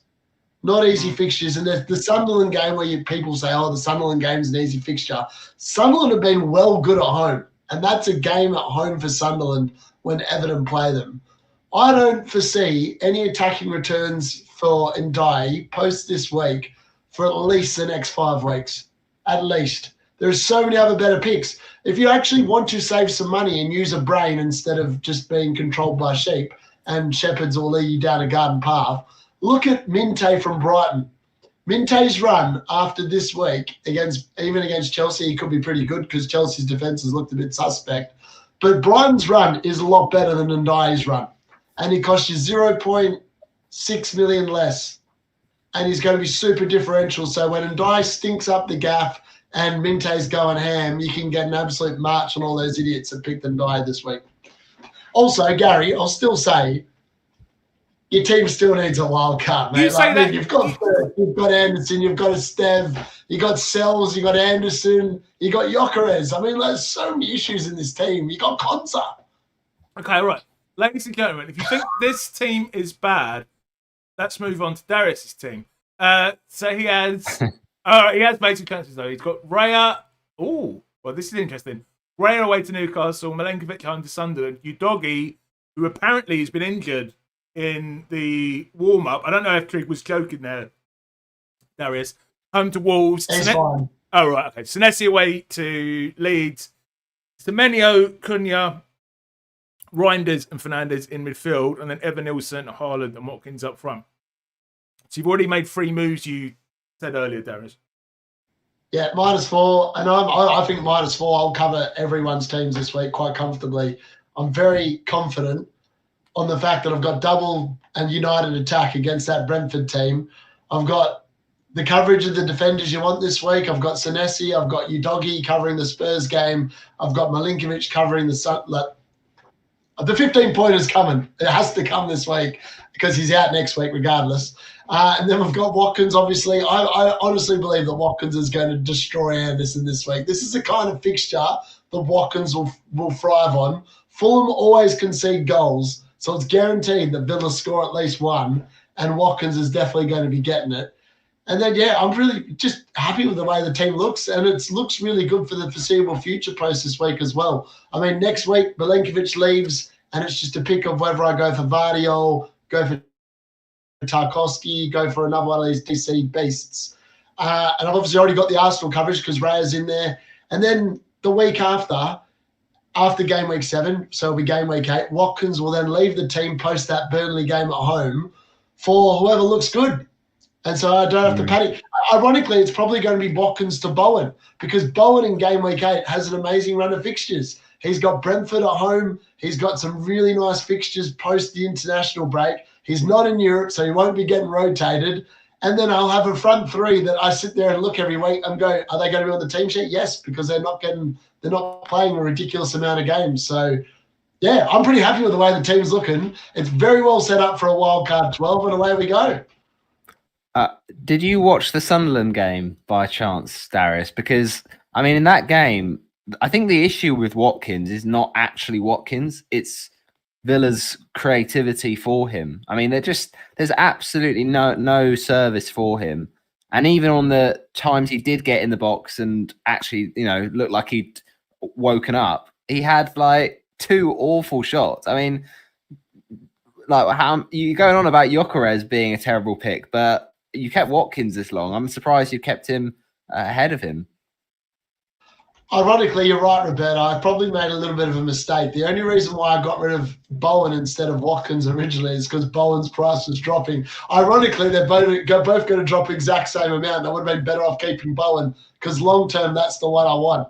I just thought that at the time, Watkins' fixtures looked better than Bowen's, which was the only reason why I ended up getting rid of Bowen instead. But easily corrected. But look, he gets the next 2 weeks. And the good news is that a bit like Bowen, everyone sold him. So if he does all of a sudden miraculously turn it around the next 2 weeks, I'll be getting maximum reward. So, I'm happy to roll. Like, I'd set the team up when I made the 3 early moves this week. I was like, I want you, Doggy, really for this week and next week. Wolves and Leeds are the 2 fixtures I was going to play him. Then I don't really care about him.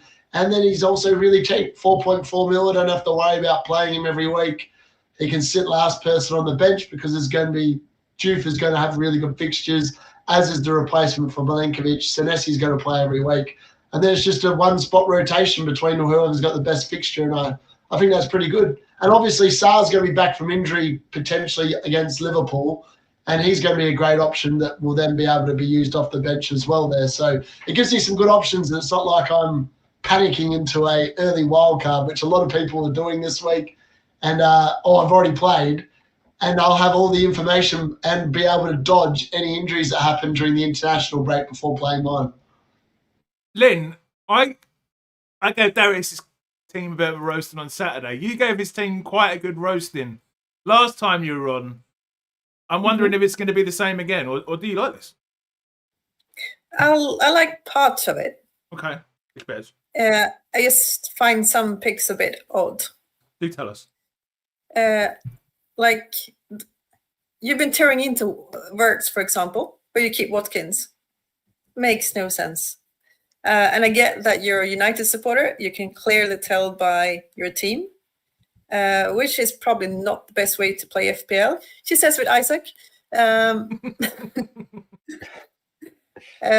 You've got an injured player on your bench, and your go-to defender for Arsenal is Raya, when you could have gone Gabriel, for example, instead of Milinkovic. Why go Gabriel? Because you get some attacking potential returns and Has defensive and DEFCON. He's got no DEFCON. I think he's going to outscore Raya by quite a bit. So when you pick your 3 Arsenal players, because you most likely want 3 of them, you're stuck with a goalkeeper because you don't want to change your goalkeeper. There is. I didn't have Gabriel at all last year, and I did not regret it at all. He scored all his points at the beginning of the season and then got injured. So I think it's a common myth that people think he's going to score those points again.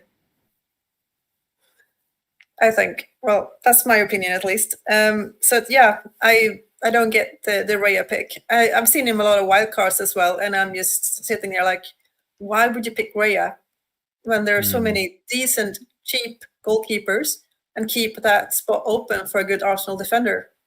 You agree, Roberto? Yeah, I do. I mean, like, I get the thinking you were saying earlier, Darius, about, you just know he's going to play and there might be rotation, but there might not also be rotation. And then you might think, oh, when those Arsenal fixtures do swing very soon, that you want to get in on some of those attacking assets, the more exciting picks, like your Eze's and your Gyökeres and your, even someone outside of the box, like I don't know, if Marino starts showing some form, something like that. I just think you do sort of lock, as Linn was saying, lock yourself into a bit of a sort of hole where you might be picking more defensive players, and then you were saying, do you want to double up on Arsenal? And I'm not so sure. I think when it comes to goalkeepers, value is usually the way, because we saw with a lot of the cheap options last season, like Henderson and Pickford, that it's not often that the sort of high price goalkeepers come the end of the season get that many more points than the cheaper ones. So I think you probably just gone for Raya because of that fixture turn.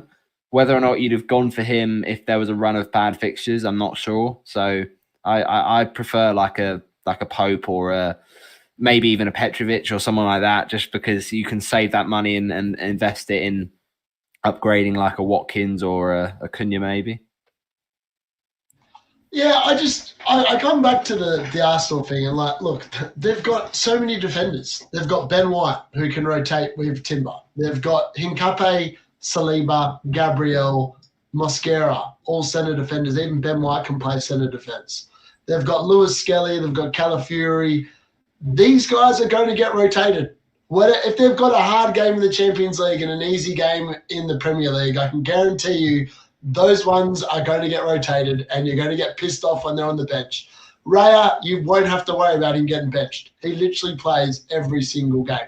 So, again, I'll come back to what's the cheapest way into the Arsenal defence? It's David Raya. If you want to spend up 6.1 million, and yes, Gabriel occasionally will get his 4 goals for the season, and that means that on those weeks he will score, obviously, probably 8 points more than Raya. But on the weeks where he doesn't, you're covering Gabriel with the exact same player in the back line that's going to cost you 0.6 million less. And I think that is a very good cost play.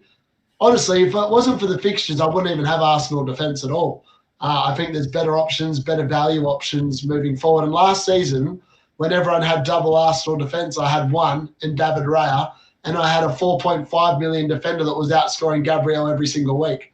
So, I mean, say what you want about Gabriel and his threat from set pieces, but last season Milinkovic outscored him, and Milinkovic cost literally 1.5 million less than him. So, look, you can sit there and say he's great and he looks good on paper, but he doesn't score that many goals, and he's not going to be scoring 10 goals a season. Actually, there's so many defenders who will actually outscore him this year with attacking returns that Gabriel's myth is just something that has been brought out by the FPL cartel more than anything else. Linn? Yeah, I can understand why he's got Milinkovic still. He's thinking about last season. Yeah. Living on last season's points. Okay. But it's not the same teams anymore. And you're right that Arsenal, they do have a lot of defenders. But the way these teams play is that they want to have some stability, especially in their defense. So I think Saliba and Gabriel, they will play most games. Yeah, there might be one odd game here and there where they might not play or be rested. But then you have a bench, and that's why you don't have injured players on your bench. You have decent playing players on your bench. Darius, I want to come in with a comment from FPL Nightmare. Darius's main issue is he's trying too hard to be different from the other YouTubers, and it's costing him a lot. You want to reply to that one? Yeah, I thought that's Andrew. I mean, he brought in Gordon and Good point. Captain for a -6. So was it -6 or -4? So I think that if anyone's trying to be different, it's probably Andrew. So let's be honest. He's talking about bringing Gordon in for the redemption this week against Arsenal. He's obviously asking for another -4. The definition of taking on and being different is Andrew. I do it with some what's the word I'm looking for? Some monochronym of actually having some sense. But look, I get the Milinkovic thing, and yes, I've definitely, if I'd known that Forest were going to be that bad, I would never have picked him, because at the start of the season I wasn't going to go double Forest defence, and then I looked at the fixtures and thought, hey, these guys were elite last year. Why can't they be elite against these crap teams to begin the season? Forest just have not shown up as we expected last season. And yeah, I just recall back to last season, the start of last season, Arsenal had a very early start. They defended really well against the good teams and got a lot more clean sheets than people expected. Everyone bought in double Arsenal defence. Gabriel was one of the two that got bought in last season, and then they went on a run where they just conceded stupid goals to the likes of Southampton, Leicester, and they all blanked. Because I know that, because I bought in Raya for the exact same reason last year, and this is what happened. So I've got history of doing this. I'm just hoping this season it goes slightly better and they keep a few more clean sheets. Otherwise, as you guys have rightly pointed out, Raya was a dud pick, but maybe Arsenal's defence is just going to be a dud pick. We just don't know it yet, but it's just all part of the luck of FPL.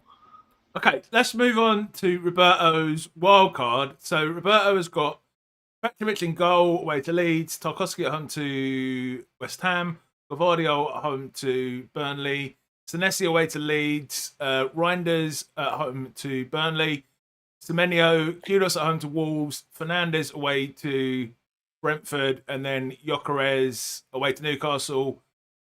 Haaland, obviously currently flagged captain up front against Burnley, and João Pedro at home to Brighton, and then Dubravka's stack Gabriel and Anderson on the bench. I mean, Roberto, I'll let you talk us through these thinking before I let these two savage beasts rip you apart, because I know Darius is dying, and I'm hoping Linn is to get into this one.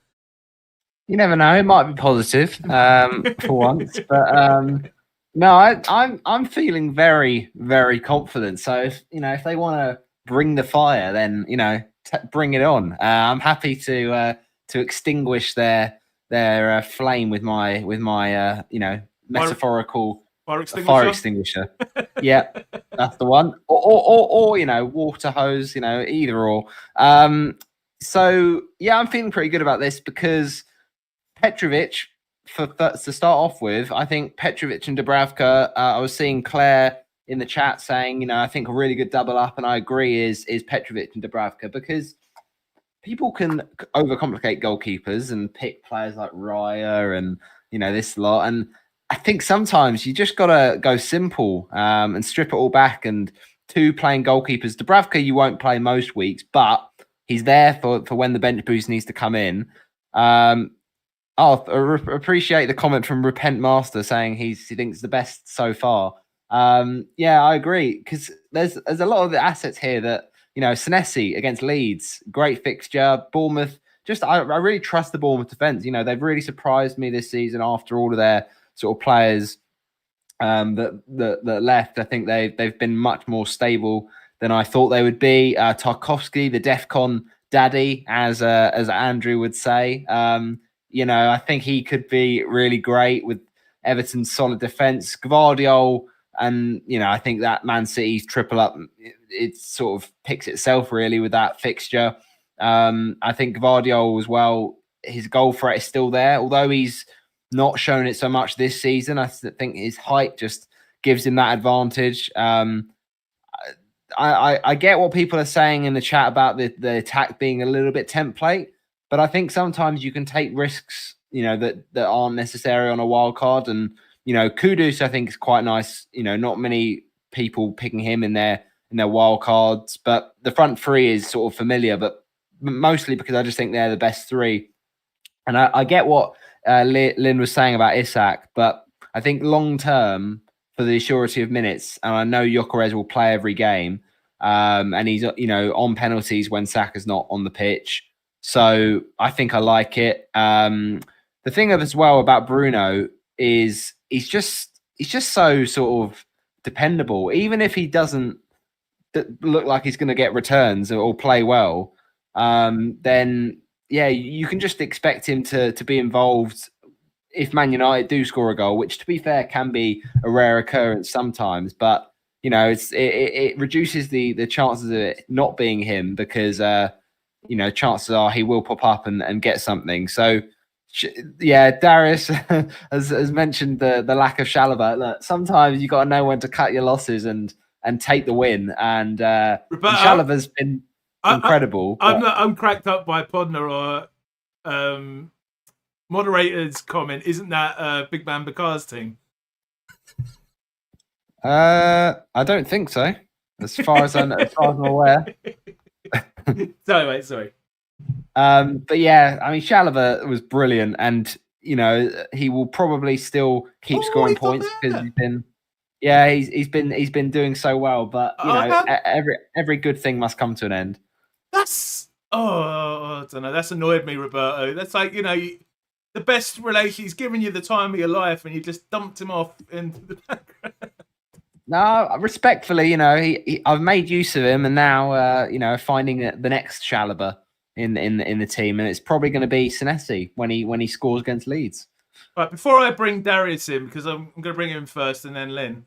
George Gavin is saying, to be fair, everyone needs to stop beating everyone up for having a template wildcard. The template right now is strong, and there's not much need to go against it.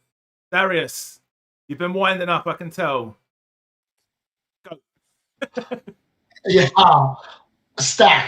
Stack, come on, Roberto. You've just pulled that out of last week's ass, mate. He's done nothing in 4 game weeks. He's doing nothing the next 4. He's had his one good week. You've missed it. Unlucky, mate. Move on, get someone else.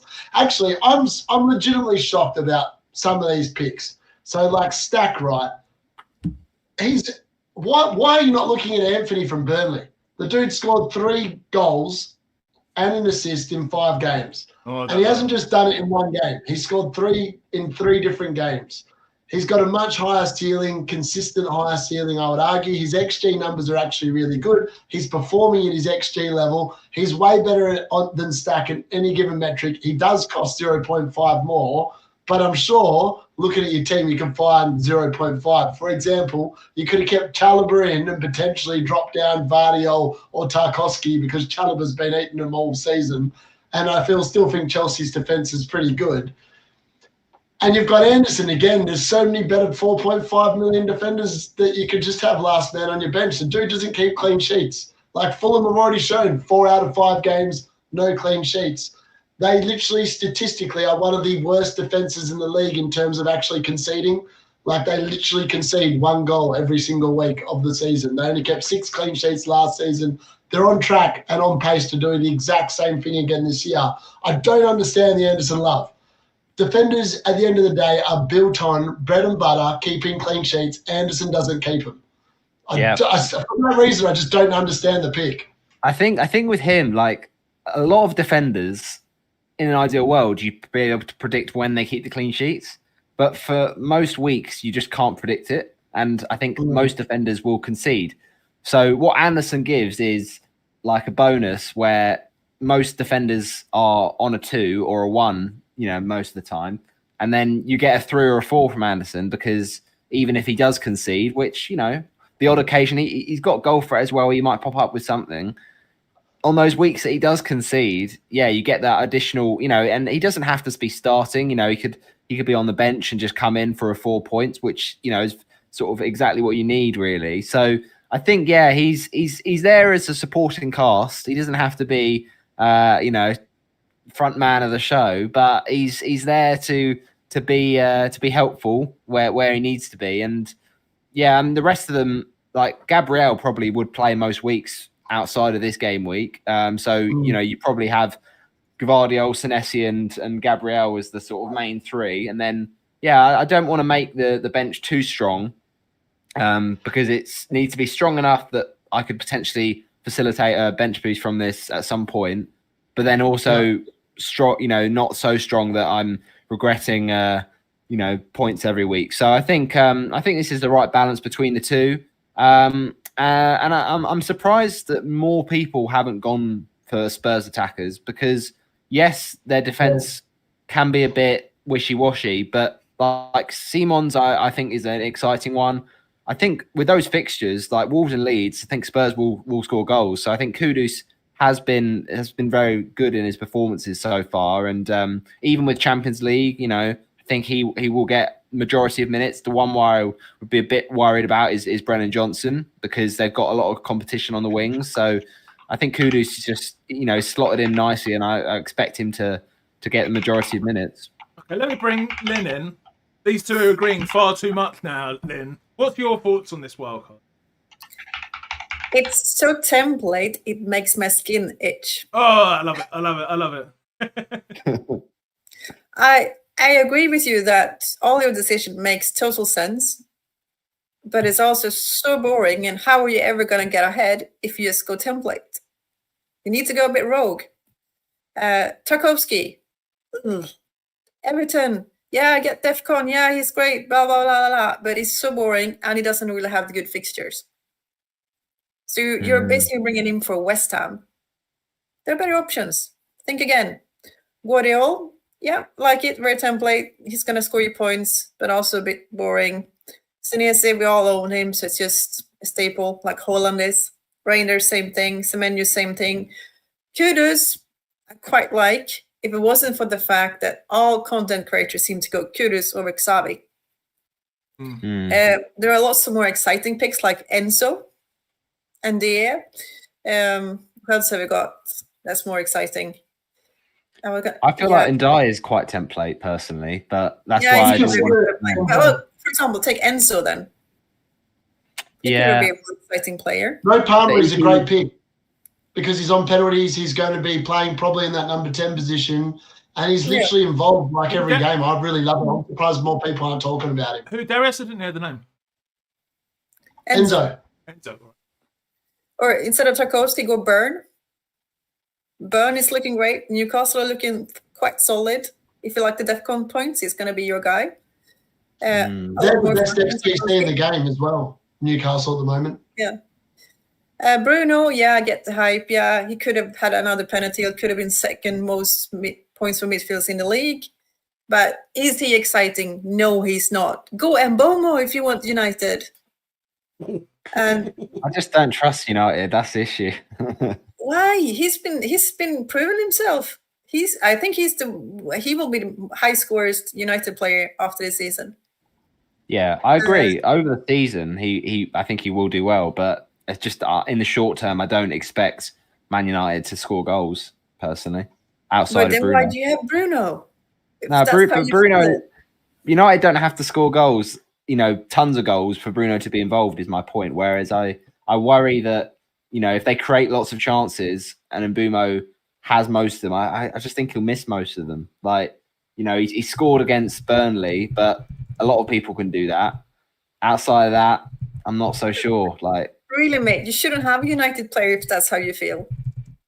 But that's why Bruno's there, because he doesn't, like, as I said, it's not dependent on the team playing well for him. Then you can just play Stark instead every week instead of Bruno and upgrade Bruno to something more exciting. If that's what you're going for when you pick Bruno, then Stark will deliver. I just like the dependable minutes players like Bruno, Stark is dependable. He's pretty nailed on. He'll get his 90 minutes. And then Gyökeres, you know how I feel about him. I feel you should have Isak instead. I think it's probably a bit of a mistake to not have any Liverpool attacking players. I would go for Isak or Gakpo 100% over Gyökeres and Bruno. So when Isak's playing more regularly, do you expect Ekitike to move out to the left? And what do you think is going to happen there with Gakpo? I think Isak will play at least 60 minutes most games. I think Ekitike will come on and play 20 at the end. So I will give Isak 70 minutes. And then Ekitike 20 minutes. And then in some cup games, Ekitike will start.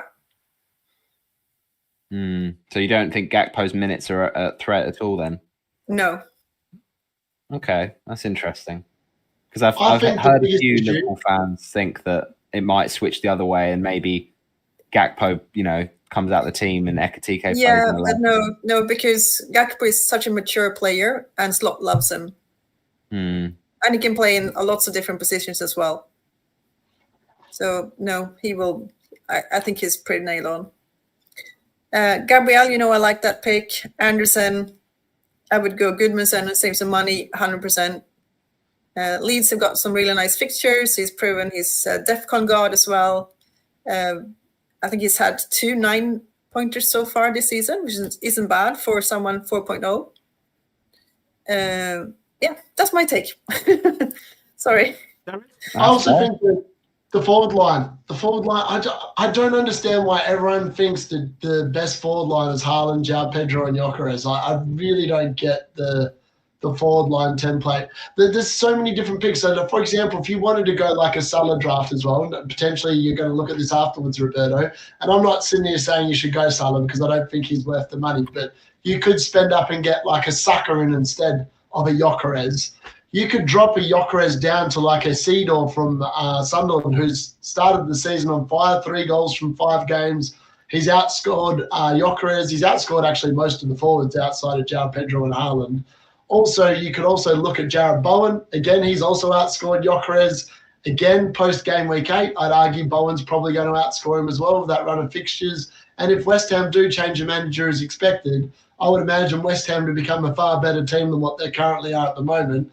And Bowen's already outscoring Gyökeres at the moment, playing in probably one of the worst teams in the Premier League. So Gyökeres is meant to be playing for the best, and he's being outscored by Jarrod Bowen, who's literally feasting off stupidly low XG and still scoring, and can do it against any given team in the Premier League, as we've seen previously. I just think that the forward line is being, I feel like there's so many sheep. Everyone that's wildcarding this week is going to these 3 players, and there's holes in at least 2 of the 3. João Pedro has been massively overperforming to start the season by so much it's non-sustainable. Without Cole Palmer there, without an actual striker, his best position's in the 10, right? He's got most of his points when he's actually been playing behind Liam Delap so far this season. He's no longer there, so that's going to change the way Chelsea play. I think there's so many unknowns. Maresca does some weird stuff. He's obviously going to go to a late international break for Brazil. He could be benched game week 8. Lots of people are not looking at further ahead than what's already happened. Yes, João Pedro has been amazing to start the season, but it's not about what's been, it's about what's to come. And potentially you need to relook at the forward line, I reckon. I think with Pedro, you're saying about how you think most of his goals come from when he's playing in the 10. I get your point that that's where he plays well. But actually, a lot of his goals have been like close range headers, sort of in almost playing as the 9, like in that sort of. And I know that Delap's injuries, made a big difference to that. But I think Pedro's so versatile that he can score goals all over the pitch, because he's been known to have a 20-yarder from the edge of the box in his locker. But also he can play that link up role, that central role in the 9, as well as playing the 10. So I think Pedro is he's in such good form. I would be very, very concerned if you didn't pick him, just on the hope that he started to sort of out level his data. He's overperforming because I think he's just really confident at the moment. And, after the, the Liverpool game, you got a run of Forest, Sunderland, Spurs, Wolves, Burnley, where I think he could absolutely, cash in with more returns. So I've got no doubts about him in the team. I think maybe the one I could be talked around a bit more is Gyökeres. But I think with that run of fixtures for Arsenal coming up, I think you want at least one Arsenal attacker. And whether it is Saka or Gyökeres, but Saka only just come back from his injury, so maybe a bit more sort of we'll have to wait and see with him. But yeah, I agree with, I think that the points where I'm more likely to change, to be honest, based off that feedback, is probably the defense. Maybe sort of exciting picks over like an Anderson or something. But outside of that, I think the attack is unlikely to change too much. Maybe I could switch out, Stack if I really fancy it. But I think people are sleeping on him, to be honest. I think they'll see that as a 1 week wonder, and he could well keep doing I don't think anyone's sleeping. Isn't he one of the most transferred in players? I think, I'm not sure. I haven't seen, to be honest. I think he's popular, yeah, but I don't know if he's the most transferred in. Guys, we've been going for nearly 2 hours. Do you want to do a 10-minute Q&A, or do we want to get out of it? Where's your team? You haven't done your team, Yeah, Gary. we have. We looked at my team earlier. Oh, did we for this week? Yeah, we did. We looked at it It's earlier. quite forgettable, so I understand it. Yeah, I was going to say. Oh, that's right. Leave the wild card, didn't it? And you just quickly Yeah. went over it after we said that. You're at the part. Linn, have you got time for a quick Q&A? Sure. Yeah, should we do it? Darius, Roberto, quick Q&A. You doing a TF? Why not? Yeah, all right, okay, all right. So I'm going to put in a marker. I'm not going to go back through the comments, and I'll say in this comment, get your questions in now. Priority will be given to channel members because we don't have long, and I know a few of them have questions. So, guys, I'll quickly give you the results of the poll. Do you make early moves? Yes, 54%. Only if I absolutely have to, 28%. No, 18%. And quite a few votes on that, 125. Does that surprise you? Linn, I'll come to you. And I thought it would be... No, isn't that what said all the casuals make early transfers? But I think we've also, when you've been playing FPL for quite some time, you kind of just want a break once in a while, and then you make an early transfer. And it doesn't come back to bite you enough that it's not worth it. Yeah, Roberto, does it surprise you, the results? Yes and no. I mean, the thing is, I think we can sometimes read a bit too much into it, a little bit. From week to week, things can change. So, I think it's all right. I think it's just we take it with a pinch of salt sometimes. But yeah, I don't think it's that big of an issue. Yeah, Darius, the crowd are with you, mate. They like an early move, most of them. Yeah, why not? If you know what you're doing, I'm all for backing it in. No point mucking around. Just get on with it. Okay. Get that team value in. Save the team value. I'm all for that. Okay, so we'll go on some questions. We'll go for Napster, who's a channel member. And thank you again, Napster, for giving the channel memberships out earlier.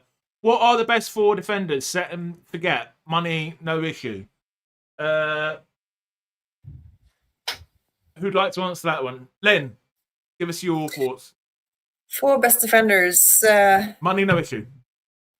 Van Dijk, Guardiola, Senesi. Anderson? No. I don't actually know who my 4th pick would be. Probably Gabriel then, since we've been talking about him. Mm-hmm. Darius, you got anyone to throw in there in addition? I went Tarkowski, Senesi, Vardio, and Byrne. Okay. Now Nathan Collins. You've given up on him now. Collins would be... if it wasn't for the fact that I played him 2 weeks for 0 points and the bench the 9, I think he'd probably be in there. But I'm still a bit salty about the fact I got it wrong. Manon says, Roberto, I'll come to you with this one, and I'll give my points to this one. Mateta, keep or sell? I'd keep him, unless you're on a wild card, because he's on penalties. He's got some decent... Well, he's got Liverpool away this week, but I just think he's good for his price. Would you agree, Roberto? I wouldn't keep him, to be honest. I think although he's got routes to points, the fixtures for Palace are a bit meh, and you can get other strikers like Gyökeres, and even if you want to go as cheap as Calvert-Lewin, I think he's a more exciting pick than a Mateta because Leeds, they will score goals. They've got nice fixtures coming up: Tottenham, Burnley, West Ham in the next few. So yeah, I like something like that compared to Mateta. Yeah, he does score the occasional penalty, but I'm not too excited by it, to be honest. Them is commenting, do ghosts have teeth? No, they don't. There's no thing as ghosts. Trig, see you, Roberto. You have one too many premium defenders in defence. Says Darius, who are the best 3 strikers? The best 3 strikers are Haaland, Bowen. I actually think it's Bowen, and I think at some point it's going to be the best to play a 5-man midfield. So I'm going to say Haaland, Bowen, and Acedio. Okay, that's a interesting pick. And Acedio will be the 8th attacker. Com says Linn, the Pigeon, who's Richarlison, and Reinders for a -4 this week. Com, who are you getting rid of? I think we really need to know, don't we? Go on. Reinders, obviously. Okay, yeah. Then I'll come to you another one. IDK Max. In Die, Reinders, Enzo, ? Pick one of them for the next 5 game weeks. Reinders. Okay, I think we're getting a consistent. I mean, he's got such a high upside compared to the others, and at that price point, it's a no-brainer.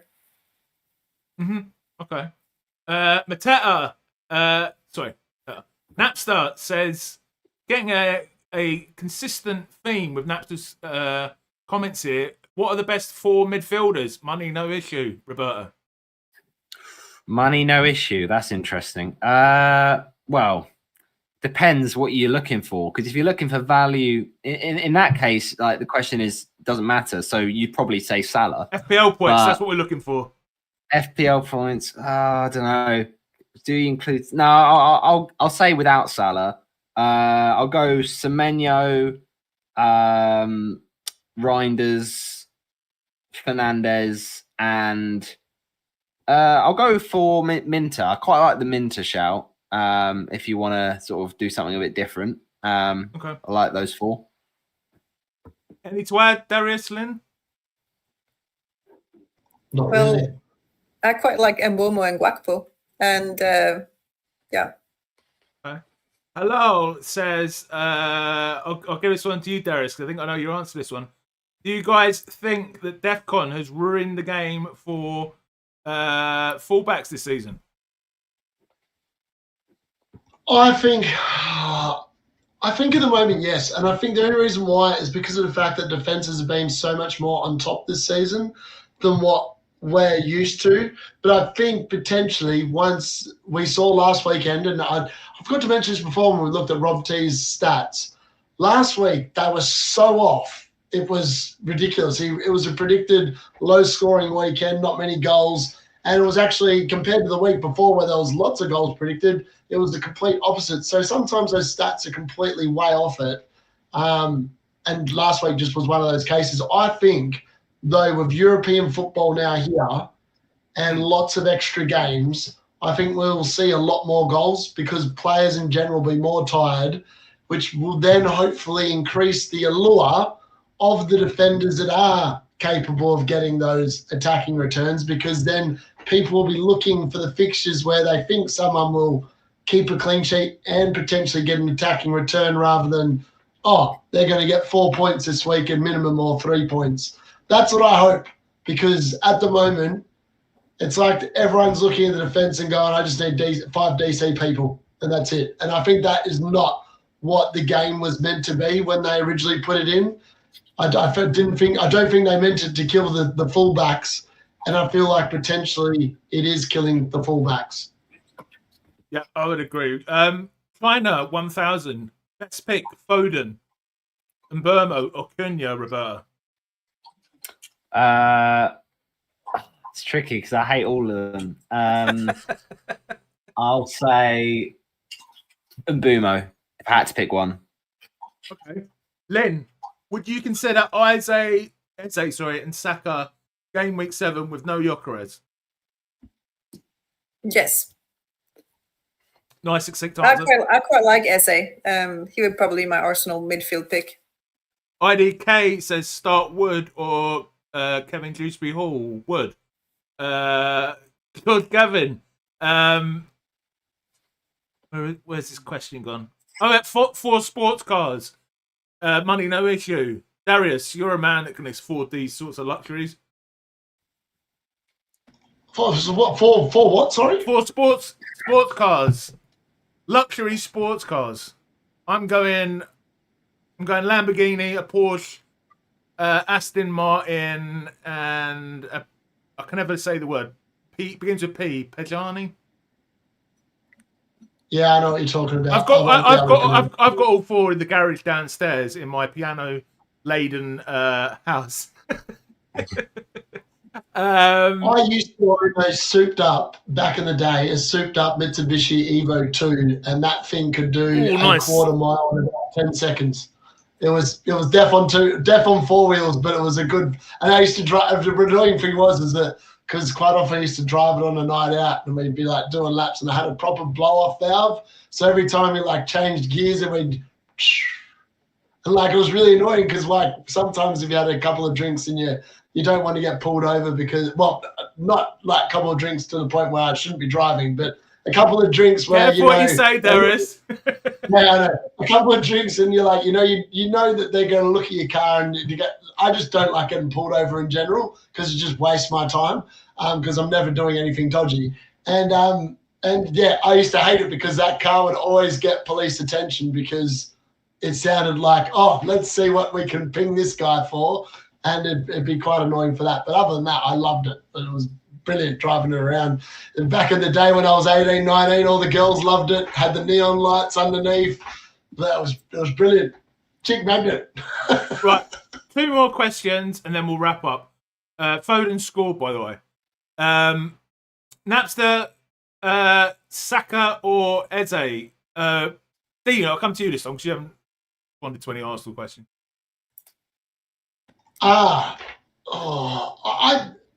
Saka, surely. I feel like Eze is more robust than Saka. And I don't know what makes you say that because I know that Eze's been injured for Crystal Palace numerous times as well. I just feel like ever since Saka got that hamstring issue last year, he looks like he's almost made of glass. Like every time he plays, it looks like he's about to get injured. Like he always looks like he's hobbling at the end of games or during games. Like I just don't know if he's going to be. I don't know if he's durable enough. I'm not sure. Maybe he's just come back too early from the last one. Didn't come back right, and now he's got a bit of a weakness there. I am concerned. I feel like potentially everyone can bring him in for the nice run of fixtures, then he just gets injured, and then all of a sudden he's out, and you have to move him back out again. It could be another Cole Palmer waiting to happen. Okay, right. This is the last question I'll take from Com, and I'll come to all three of you with this one. I'll answer it as well. Do you cheer your FPL players when they score against your own team? 100% yes, I do. And I know that Darius does because I've seen him do it on a live stream a couple of days ago. Roberto, I'll come to you as I've given Darius there already. Well, this doesn't happen that regularly at the moment for me with Watford in the Championship, but when Watford were in the Premier League, to be honest, I wouldn't. I'd actually not like it if players would return against my team because I always pick football over FPL. The thing is, it doesn't mean that I wouldn't then pick the players just because they're playing against us because I know that we're not a very good defence. So I'd still pick the players, but I can't say I'd enjoy the points. Like I remember there was a game week. I think it was the last season we were in the league, or the season before last, maybe. No, it was the last season, 21-22, when the early kickoff was Watford-Liverpool, and everyone had Salah captain. And I was like thinking that was the best captain that week, and I captained him, and then he did like he scored an unbelievable goal, like amazing haul. And I remember thinking like, at least I don't play FPL with my heart on my sleeve too much because I think if you do sometimes you can get punished for it. So yeah, I can't lie. I didn't love that moment, but sometimes you have to play with your head in FPL, I think. Darius, why do you look like a gorilla? If anyone's got Chris Wood in their teams, I'd be very, very, very concerned. He's on the bench and Igor Jesus is starting in the Europa League. So that could be some important news for the Wood owners that are still clinging on to hopefully him playing this weekend. But I think, as I predicted early, Wood is not an end striker, and I'm not surprised that he's lost his spot, if I'm being brutally honest. He's on the bench. So Chris Wood's on the bench and Igor Jesus is starting tonight. I think that is a sign of things to come. Linn, do you agree with that? And also, do you cheer on your FPL players if they score against Liverpool? First, Wood. He's past his due date, I would say. So this is only natural. And no, I do not cheer if people score against Liverpool, unless we're like 4-0 and they score 1 goal and I don't own any Liverpool defenders. Then I can be, yeah, all right, I'm okay with that. Interesting. All right, we're going to wrap up. So thank you so much, everyone, for watching. Please do this. Somebody asked, is Linn on this stream regularly? I'm going to ask Linn, would you be up? He's not on every single week. My regular co-host, Trig, is not here. And I also have my 3 regular guests, although D-Unit is almost becoming a co-host now. He's on so much. D-Unit, Roberto, and FPL Nightmare. But Linn, would you be up for coming again maybe towards the end of October? Absolutely. Awesome. Okay. So please do join us for, again, next week. Also, we do another stream on Saturday night where we react to the games that have gone on Saturday. Me and Darius generally are not in the best of shape, at least based on last week. From Bids. Are you coming on this week, Darius? Look, it's gonna. Yeah, I might be. I will have to be on the day. So my best mate from the UK is over. Just let me know. Yeah. But I potentially might be because we'll be up watching the games, and he's hopefully going to be joining me for the live watch along at 10 on mine. Oh, nice. And then we'll see how we go. The Trig will be back, and also Zeitgord, not actually seen him on chat tonight, will be with us as well. Please do like the stream to help get out there. Please do subscribe if you've enjoyed and you want to see things again. And please join if you'd like to check out channel memberships and members-only videos and stuff. Last thing, I'm going to be plugging this because I don't know if I'll ever be nominated again. We have been nominated under my old channel name of FPL Have a Beer for the Best Content Creator Awards. Also, channel, our regular co-host, FPL Nightmare has, and very good friends of mine, Elite FPL, have. Please do go and vote. You don't have to vote for me. Just go and vote for whoever you want to and have a look. And that would be great. Guys, do you want to say where we can find you? And I'll just put up the charities there that we are giving the money to from these streams. Darius, come to you first, mate.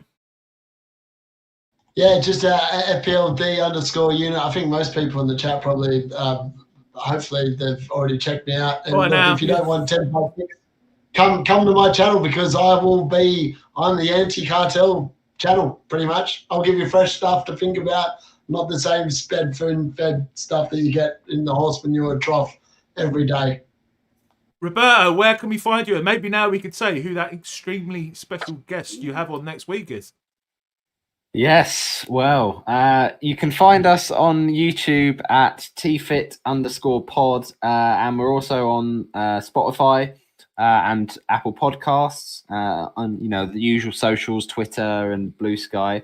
But yeah, we got actually recording tonight's episode, which will go out tomorrow morning, and that's going to be with Talk FPL. So stay tuned for that. Finished in the top 10K last season. And then next week, we've got a great episode with, I don't know if you've heard of him. He's a okay content creator. He's got some sort of FPL credentials, I suppose, in the community. But this bloke called Gary, FPL Beer, something like that. Formerly known, the artist formerly known as FPL Have a Beer. But you also do have good guests on, don't you? Like Andrew and yeah, no, we've got some great people on, and it's always great to get a variety of people. So anytime you want to nominate yourself, feel free to message me on Twitter or whatever, and we're happy to welcome on a range of people. So it's always good fun at TFIT Pod, and enjoying it. So it's good. That's great podcast. Good to thank you, appreciate it. Great podcast, and something came in my head then. I can't remember. I've forgotten it. Linn, where can we find you? Linn_FPL on X, Blue Sky, and Instagram. Are you appearing on any other shows or channels over the next? Not currently, no. Not currently. So you have to watch this one if you want to hear me tear into different teams. All right, awesome. Thank you, everyone, for joining. It's completely gone what I was going to say. Please do like the stream. Please do subscribe if you're new around here. Good luck for Game Week 6. Oh, that's what I was going to say. Your co-host is joining us next week, Kanji, isn't he? Maybe that's news to you, Roberto. Oh, yes, he did mention it to me. Yeah, I forgot to mention, he's really excited for that. So should be good. Looking forward to that one. And we've also got veteran Shane from the Double Pivot podcast coming back on next week. Okay, cheers everyone. Have a good game week, and we will see you hopefully on Saturday for the lock-in. Bye everyone.